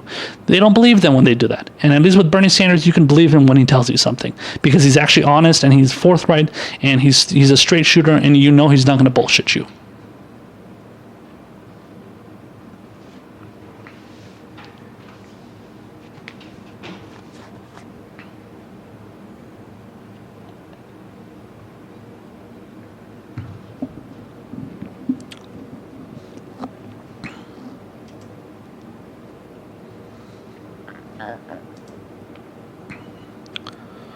So, as many of you guys may know, Kamala Harris, Senator Kamala Harris of California, did not do very well in her last debate performance. She pretty much tanked it as badly as she could. I covered one of the exchanges that she had with the debate moderators, responding to a question about free trade, and she basically flubbed it terribly. Said how she doesn't disagree with President Obama's approach on TPP, and it's perfectly fine. And then she goes on a random TED Talk, centrist TED Talk rant about Donald Trump being like a small guy from Wizard of Oz. I mean, it was like the most absurd thing. So anyway, regardless of what kind of rhetoric and stuff she put out there, the donors out there, essentially the people that are funding her campaign, filling up her campaign coffers, were expecting her to make a big splash and, possibly get back into the race again because she's not doing very well in the polls. And she basically missed her opportunity. She swinged and missed on that one big time. So I just wanted to cover this article here that talks about how she's actually receiving less donor support now, and she's getting people to not want to donate to her. So let's see here. So this article is from CNBC.com, and it's titled "Kamala Harris's Debate Performance Fails to Sway Big Money Donors." So let's get into the body here. It says Senator Kamala Harris's debate performance on Thursday failed to impress many of her party's big money donors who were on the fence about her candidacy. Going into the Democratic primary debate in Houston, Harris's closest supporters privately acknowledged that if the senator from California did not come out swinging against her opponents and clearly define her policies, wealthy donors could shy away from her campaign. Many of them were hoping for a repeat of the aggressive tactics she used in the first debate, when she took on former Vice President Joe Biden for his willingness to vote with segregationists as a senator in the 1970s. And that's true. She actually did really, really well. I said that myself too. I think pretty much anybody that was watching said that. And there was articles that were coming out fawning over, oh my gosh, she did so wonderful, she did so great. So the media was they loved it. The supporters loved it. I think a good chunk of people out there were worried that she was going to gain some sort of traction, but as many of you know, after Tulsi Gabbard fucking destroyed her and called her out for her shitty prosecutorial record, and during her time as Attorney General and District Attorney of San Francisco, she's been in a downfall since. Continuing on here, it says, now these sources say that those uncommitted contributors are still not convinced they can dedicate their expansive networks to her cause alone. Harris has relied on contributors willing to give her up to $2,800, the maximum amount allowable by law, in order to finance her presidential run. Since the start of her campaign in January, Harris has raised over $14 million. Wow. From large individual contributors, according to the Nonpartisan Center for Responsive Politics. That total equals 56% of her $24 million haul. She finished raising almost $12 million in the second quarter. At least 45% of Harris's contributions have hailed from the Golden State, so from California. That is a hell of a lot of money, man. Talk about a waste. You might as well just have thrown money down the fucking toilet. Anyway, so it says, while a spokesperson for the campaign did not respond to a request for comment, Harris sent a mass email Friday morning saying her moments on the debate stage, quote, won over a lot of new supporters in this fight. And that the organization is, quote, focusing our resources on capturing last night's momentum. What momentum? You didn't capture any momentum. What are you talking about? One source close to a political fundraising powerhouse in California, Harris's home state and a region where she's dominated in the fundraising game, said Friday that they had been having trouble persuading their donors to back her candidacy before the debate. The negative opinion didn't change after the debate. Oh my God, I'm enjoying this so much. I don't think anything has changed, and it's been grim, this person said. Donors believe that on the debate stage, Harris is still, quote, unclear about her message and strategy. Yeah, no kidding. This person said, they liked the Trump focus, the person said, but there was too much awed laughter and candlelights. That's so true. That's something that Kyle Klinsky was mentioning as well. She was just going on these like weird like rants and just like talking about like mentioning like this weird, saying these like weird one-liners. At one point she responded to Joe Biden saying something by saying like, yes we can, or something. Like she was obviously repeating like Obama's famous saying and shit, and then like pretending as if she like loves Obama. I mean, she already did that, as I highlighted in the segment I did on my last episode. She's talking about how she doesn't disagree with Obama on the Trans-Pacific Partnership. So she totally loves Obama, loves his trade deals, loves his policies. Continues on here saying, this person added that most of their donors want to help former Vice President Joe Biden, Senator Elizabeth Warren of Massachusetts, or Mayor Pete Buttigieg of South Bend, Indiana. Still, a New York banking executive who privately called on her to prove she's the best alternative to Biden said on Friday that she didn't stand out against the 9 other contenders and played it too safe. Quoting them here, it says, you need to get into these debates and score some points or there is not going to be any money for her. God forbid you can't get money from regular people. You got to get it from these fucking assholes. She didn't score any points. Another bundler in Los Angeles who has contributed to her campaign but has yet to open his network to the California lawmaker said he feels as if Harris doesn't have any direction as a candidate. She's now tacked back and self-corrected, this contributor said. Now it looks like she's been schooled and directionless. Yeah, by Tulsi Gabbard, of course. Okay, so this part is weird because they say the complete opposite than what the rest of the people in the article are saying. It says Harris is preparing to take part in a fundraising tour that starts in Houston and will finish on the West Coast. Her loyal financial supporters don't seem to be going anywhere in the aftermath of the debate, even though some of their colleagues are currently not willing to jump on her bandwagon. Check this part out. It says, Harris is crushing it, said a wealthy New York donor who is helping her campaign and helped raise millions for former President Barack Obama and Hillary Clinton. Yeah, I'm sure that person is totally, in touch with how campaigns should be won. Presidential campaigns should be won. So, yeah, I mean, it's like I said before, I am absolutely enjoying Kamala Harris's downfall in this primary, and I only say that because so many people, like I said before, so many people had high hopes for her doing so great and doing so wonderful. Oh, she's gonna kick ass. She's a woman of color, and she's totally I said this on my last show. Because she's a prosecutor, she's really, really strong, and she can take on Trump. And they have like this stupid hashtag for her. It's called the K-Hive, Khive. It's so fucking lame. And these people, like, every time I see them, I want to be like, yeah, how's the K-Hive going? How's the K-Hive looking, huh? I mean, she's in a downward spiral, and she's just so. I don't want to say she's she's not like an Amy Klobuchar, like a 90s style politician, that kind of thing. I don't want to go that far because she's not that much, but she's like this type that wants to she is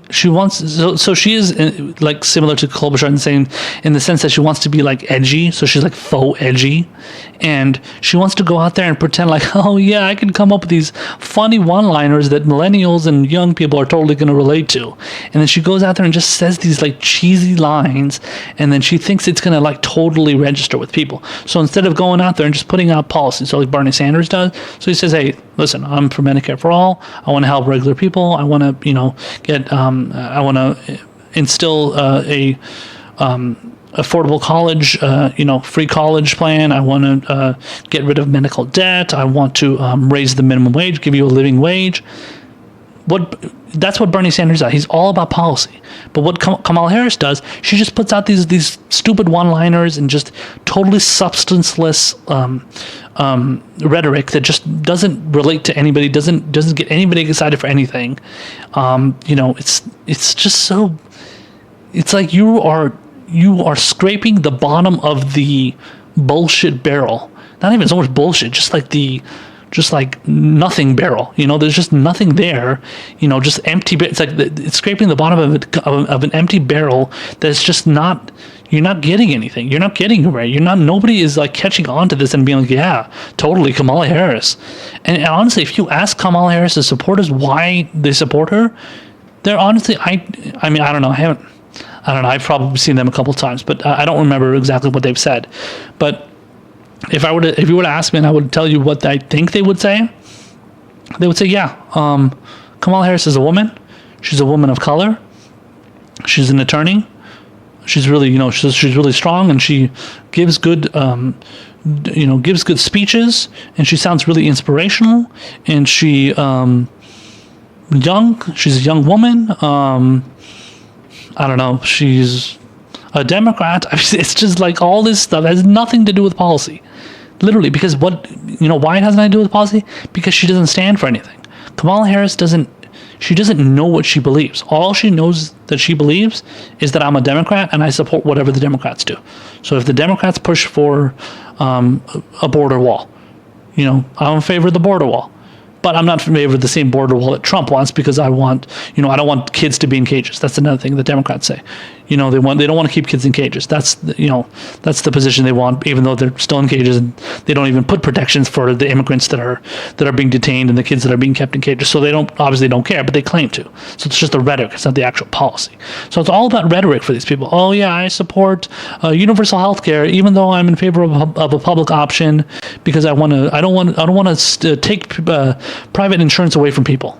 I want people to have the option, which is obviously an absurd talking point. I can't. I don't believe in. I don't believe in a debt-free college plan, because I don't want rich kids to be getting rid of their college debt. What? The rich people are the people that can afford college.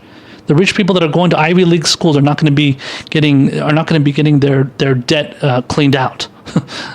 Are not going to be getting their debt they're not going to be rid of their debt. It's the people that are struggling, that are being crushed by hundreds of thousands of dollars in student loan debt, and they're it's milking their fucking funds, their bank accounts, because they can't afford it, and that's because of the fucking people that lend them these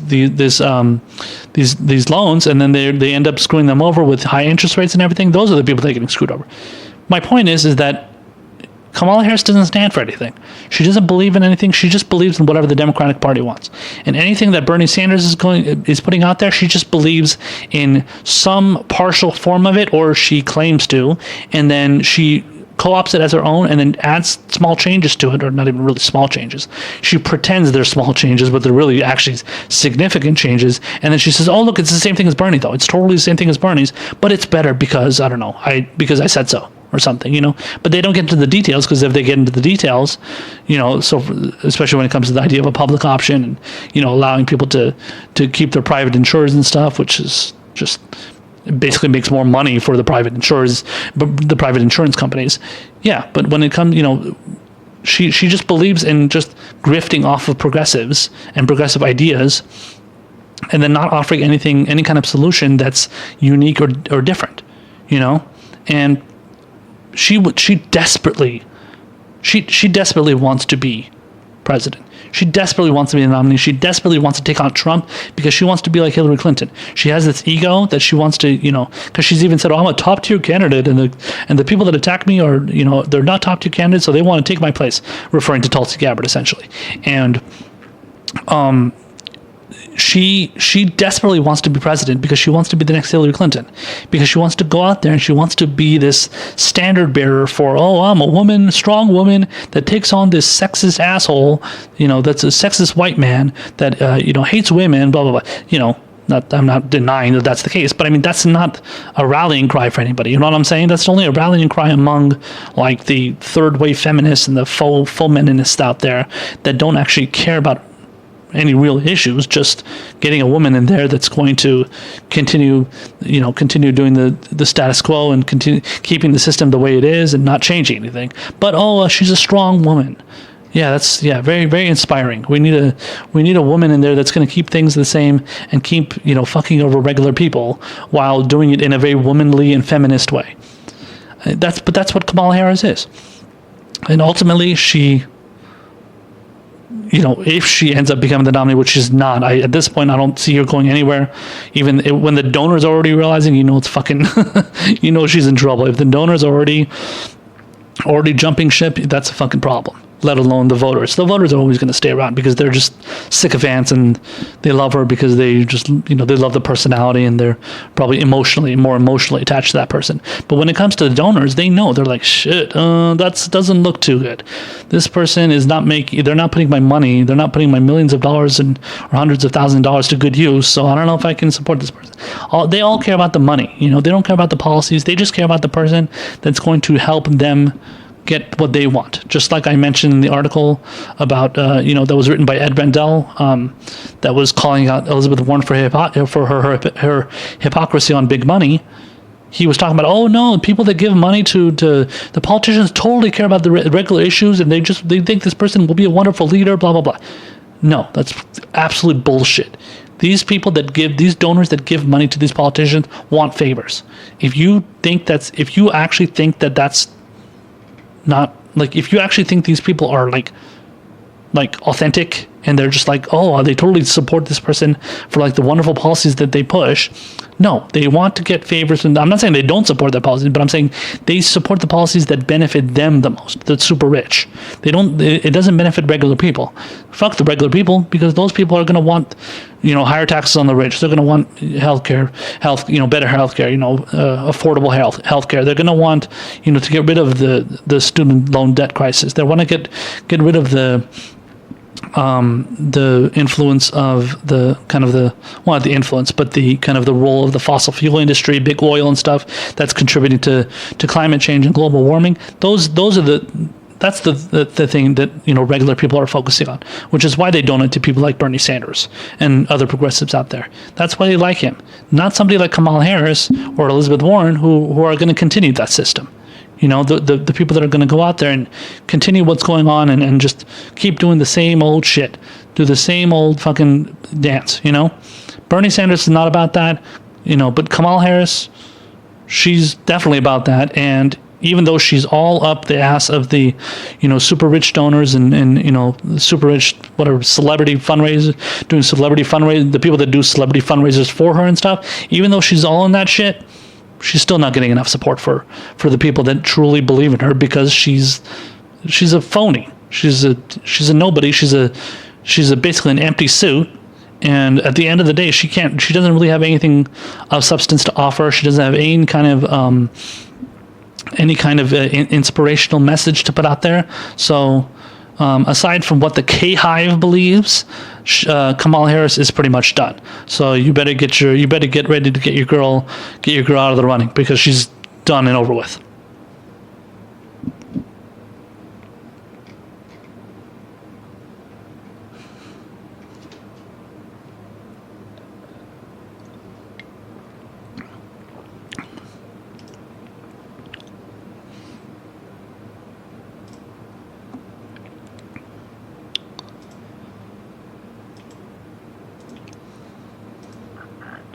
So this is a story that's not terribly surprising for, I think, most progressives out there that follow these political issues on a daily basis and pretty much all day, every day.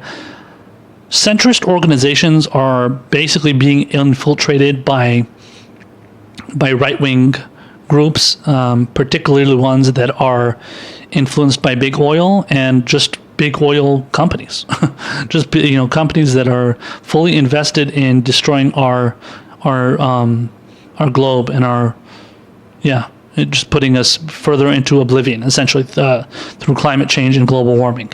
So I wanted to read you guys a couple of articles from the Intercept, which is a great progressive publication. They cover a lot of really important issues. And these two articles were actually about a month, roughly a month, a little less than a month apart. One of them was in August, the other one was in this month, September. But it's about the same issue, essentially. And so, somewhat the same issue, but it's addressing kind of the same, it's addressing the same problems, essentially. And that's kind of the influence of right-wingers into centrist organizations, but also the fact that it's kind of the same type of influencers that are infiltrating these organizations. So the first one here is an article from Ryan Grimm and Andrew Perez. Andrew Perez, he writes for the website Maplight, which covers like political corruption through money in politics and everything. So they kind of they get into those kind of stuff, those kind of details a lot. They write articles regarding those kind of issues and stuff. So, but I wanted to write this. I wanted to get into this article here, which is from the Intercept. Ryan Grimm, by the way, writes for the Intercept.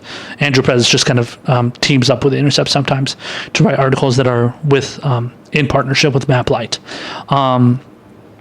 So the title of this article is "The Koch-funded Third Way, which is a centrist organization, to push free trade to Democrats," New book says.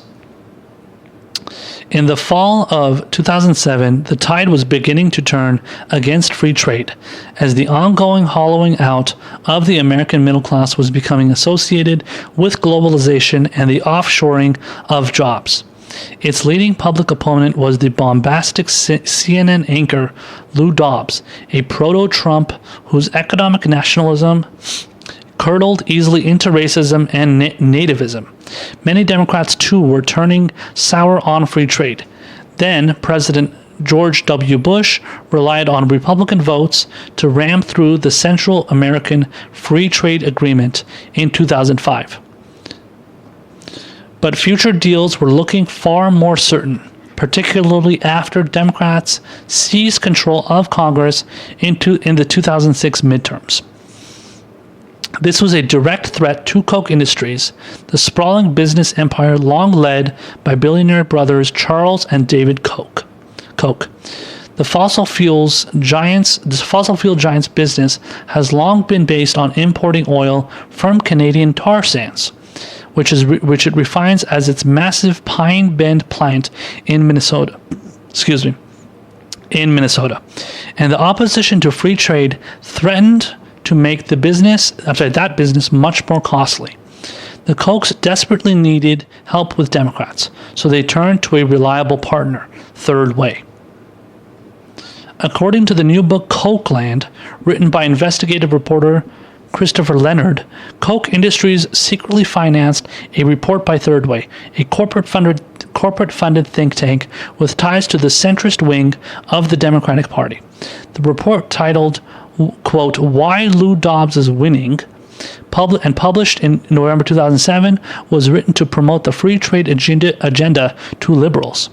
The white paper explained it would be the first salvo in a year-long effort to reshape the messaging around trade policy, warning that a new and powerful populist strain has emerged on both the left and the right of American politics that threatens to turn the nation fearful and inward. Honestly, I never knew Lou Dobbs had that much influence.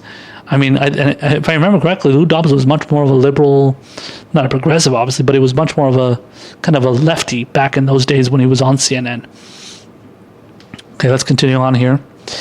It says, while Third Way's report did not note any funding from Koch Industries or any related companies or organizations, it did offer thanks to Rob Hall, then a lobbyist for Koch Industries' Invista division, for his support in helping us conceive of and design Third Way's trade project. Adding credence to Leonard's claim that the Kochs were behind the effort. Hall was previously a Koch executive. The report also added, quote, the authors offer their sincerest thanks to Third Way's Board of Trustees for their continuing intellectual support of Third Way, and in particular for providing several of the key initial insights on which this paper is built. Third Way's Board of Trustees is a who's who of Wall Street and corporate elites. It may seem odd to see the Koch brothers, who operate today as partisan Republicans, aligning with business-friendly Democrats, but the strategy dates back further. After publication, Nicholas Gass, a Koch spokesperson, noted that David Koch has stepped away from advocacy and that the Koch strategy is less partisan in its focus than previously. I believe David Koch was the one that recently passed away. I believe he died. I'm not sure which Koch. It may have been Charles Koch. I don't know.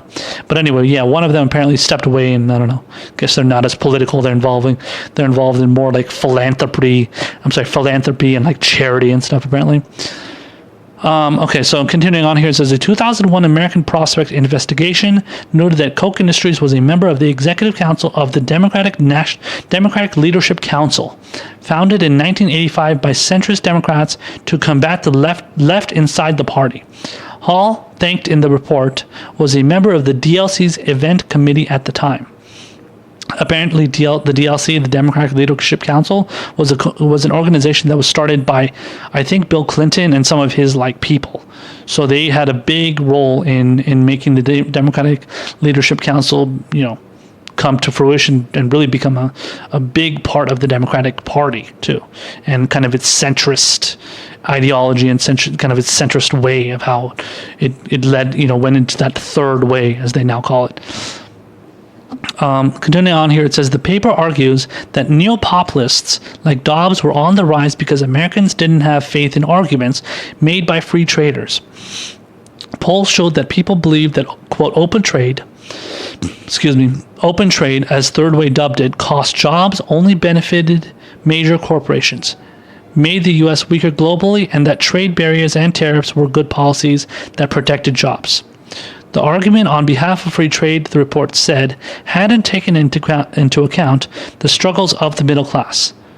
Our policies in favor of free trade do nothing to restore middle class confidence in the future, the report noted correctly. Middle class economic anxiety is widespread and legitimate, and fairly or not, much of the blame for this anxiety is landing squarely on trade. So yeah, I mean, they were right in that regard. It says, because it says our policies in favor of free trade do nothing to restore middle class confidence in the future. I mean, they were right, but I don't know. I guess they figured, well, whatever, we'll push for free trade anyway because it's going to help our profit motives. So to them, it was all about just helping whatever profit they have to make for their, for the big CEOs of these corporations that support free trade. The third way was, so this part is really, really interesting and notable, considering where we are today. The third way report was rolled out in coordination with then Representative Joe Crowley, a Democrat representing the Bronx and Queens, and then Representative Melissa Bean of Chicago. Both were leading figures in the party's pro-business wing. We all have to begin to speak differently about trade, how it benefits the economy and foreign policy, how it helps Americans and people abroad. So, for those of you who may not know, Joe Crowley is somebody that lost to Alexandria Ocasio-Cortez in the 2018 primary race, and like it says here, he represented Bronx and Queens, and he was, actually it's going to say here, I think, it's going to say it in a second, but he lost to Alexandria Ocasio-Cortez, and apparently he's working for a lobbying group now. So after he left his time as congressman from Queens and Bronx, he ended up going and working for a lobbying group. So it's going to get into the specific lobbying group that it is here. I just wanted to read the rest of this here.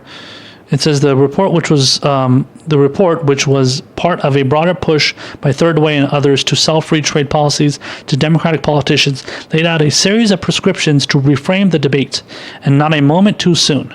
The global economic crisis that struck in 2008, which was met with austerity policies around the world, took whatever fuel there was behind the populist movement and lit it on fire. So for you guys that don't know what the Trans-Pacific Partnership is, which is a longer version of what the TPP is, the shorter names of the TPP, this was a trade policy that was pushed by President Obama, and something that the corporations absolutely loved. They wanted that. They wanted the TPP to exist and to have a role in the free trade policies in the United States, and the reason for that it was because.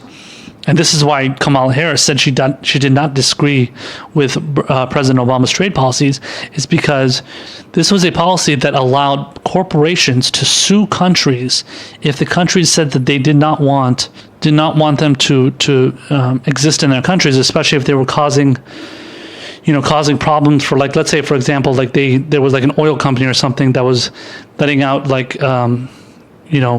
emissions and CO2s into the atmosphere, and the country didn't want those companies to be existing in the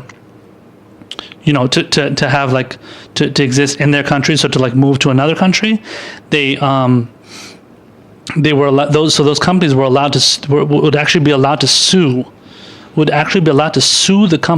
country and say, and then they would have to go onto a tribunal that was it's basically like a hearing, like a court, essentially, like a tribunal. It's the same, similar to like a military tribunal, but in this regard, it's like a different kind of tribunal. It's trade tribunal, I guess, free trade tribunal, or something like that.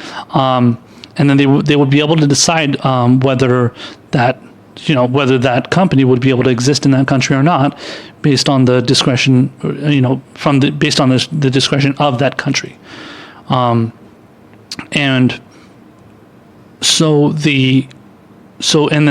then these tribunals were stacked with the heads of corporations. Not so much the heads of corporations, but the people that are former heads of corporations or pro corporations in general. And then what they would do, those people that were on that board would vote in favor of what that company or that corporation would want. So it was like the whole thing was rigged in favor of the big corporations and the super rich to be able to keep doing free trade deals that would fuck over regular people. So that's basically what the TPP was, and luckily this is something that Donald Trump actually ended up vetoing and not doing, and it seems like he mainly did that just because it was something that it would have helped him get support among his more right-wing populist base. But in reality, he's actually pushing for a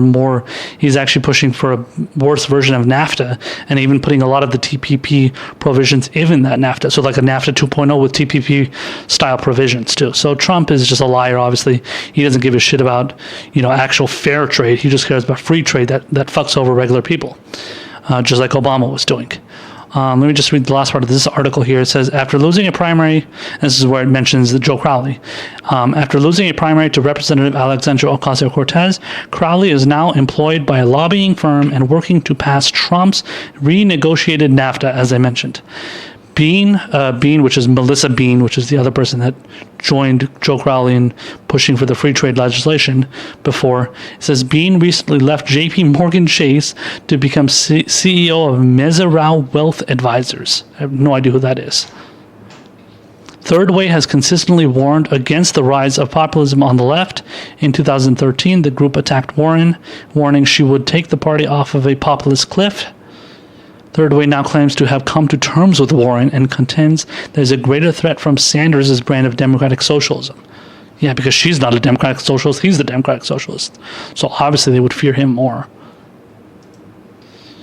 And then, like I said, the article that was, that article from August, which was about Koch Industries, who are involved in big oil, but then, they were kind of trying to influence free trade. There's a similar article here. This is from Kate Aronoff from September 6th of this month. So September 6th, about a couple of weeks ago. And this one detailed ExxonMobil getting their tentacles into the kind of the Democratic establishment and centrist organizations. So this one, so let me read the title of the article here. It says ExxonMobil is funding centrist Democratic think tank. Disclosures reveal. So let me get into the body. It says the Progressive Policy Institute, a centrist Democratic think tank that grew out of the party's pro-business wing in the 1980s and 90s, received $50,000 from ExxonMobil in 2018 via its parent organization, the Third Way Foundation. See, so they're very much linked there. According to the oil giant's 2018 worldwide giving report. So that's according to them. ExxonMobil did not return the Intercept's multiple requests for comment. In an email, PPI Executive Director Lindsay Lewis said the money was used for general support and that, quote, "We only accept general support funding from corporate interests. We do not do paid for work research or have any donor-run programs." Yeah, right. Who the fuck believes that? Lewis also confirmed that this is the first time ExxonMobil has donated to the Third Way Foundation.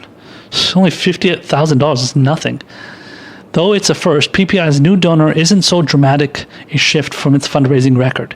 The Intercept's Akila Lacey has also found that at PHRMA, the Pharmaceutical Research and Manufacturers of America, has annually donated between $25,000 and $75,000 to the Third Way Foundation.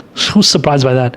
And this is since 2009, upping its donation to $265,000 in 2016. Holy shit, that's so much more.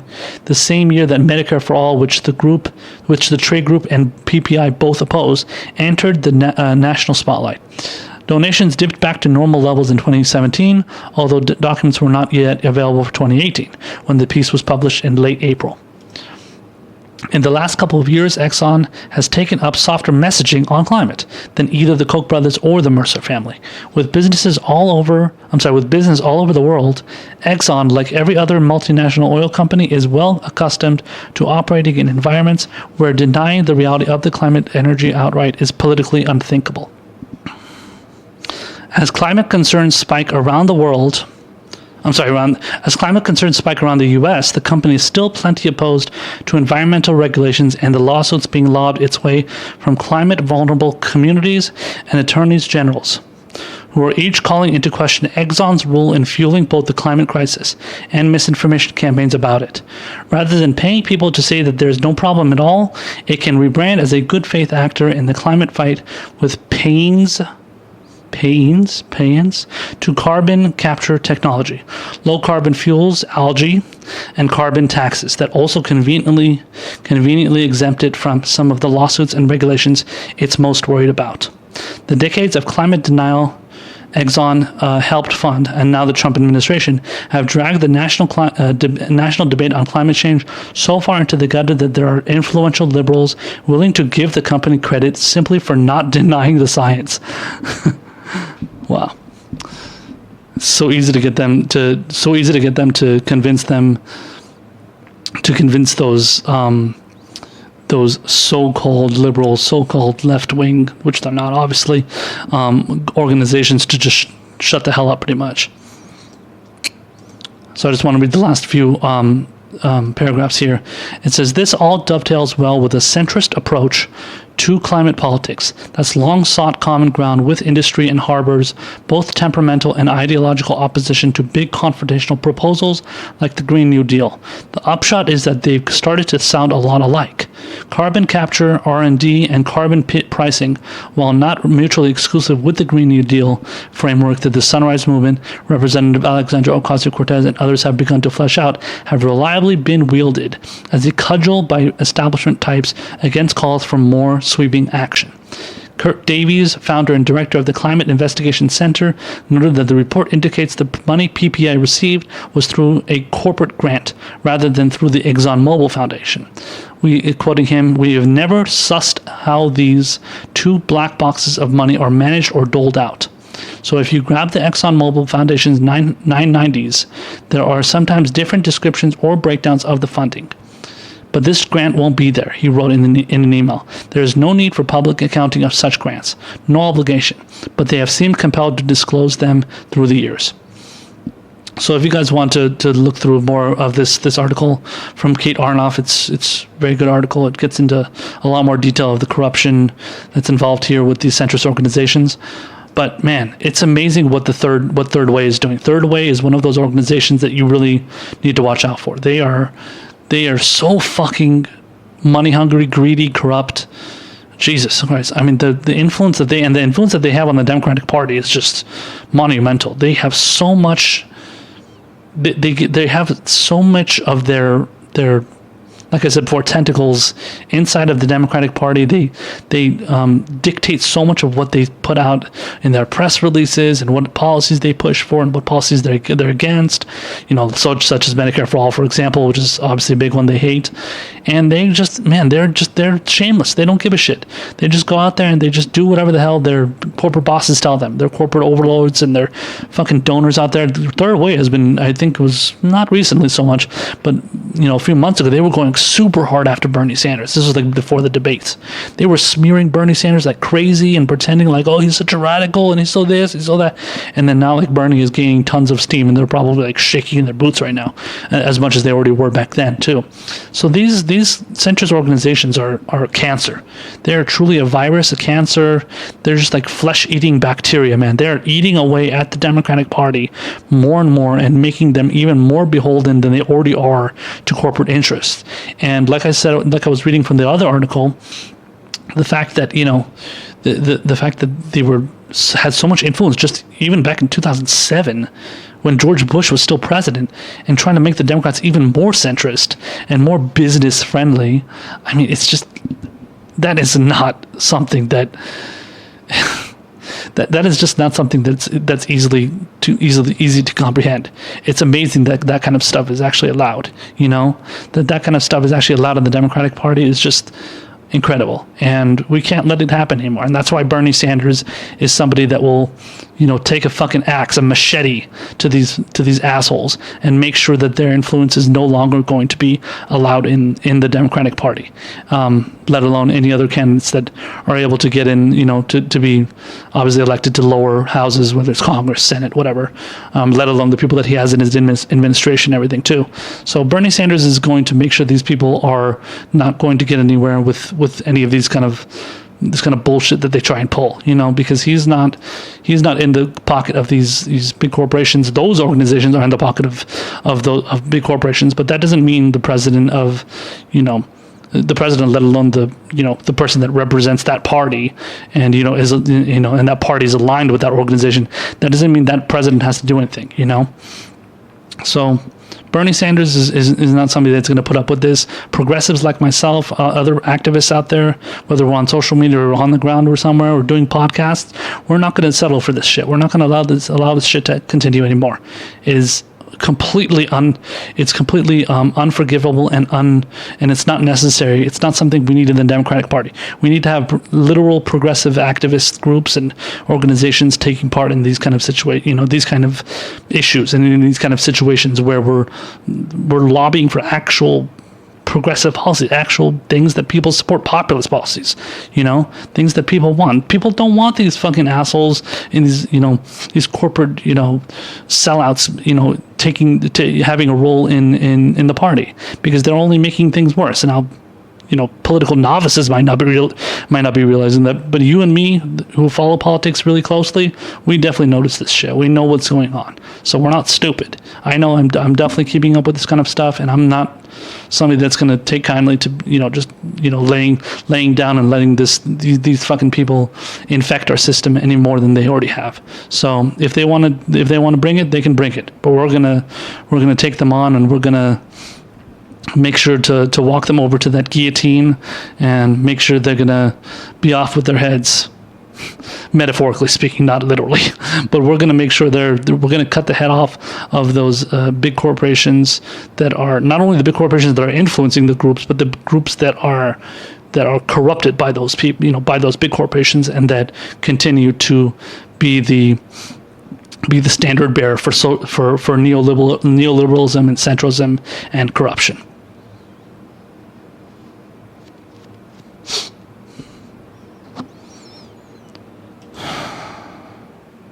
All right, guys, that's going to do it for us here. This is the end of the Progressive Square for today. Thank you so much for watching. Before we get going, once again, don't forget to check out my Patreon page at patreon.com/ProgBlacksmith. If you can become a patron, it would be greatly appreciated. Also, remember, if you want more information about this podcast, please check out #TheProgSquare on Twitter. That will direct you to all of my live broadcasts on Periscope, as well as every segment I post on YouTube. Thank you so much for watching once again, and I hope to see you guys for the next podcast. This has been The Progressive Square. I am Kevin Asani, the Progressive Blacksmith, and I'll see you guys next time. Take care, everybody.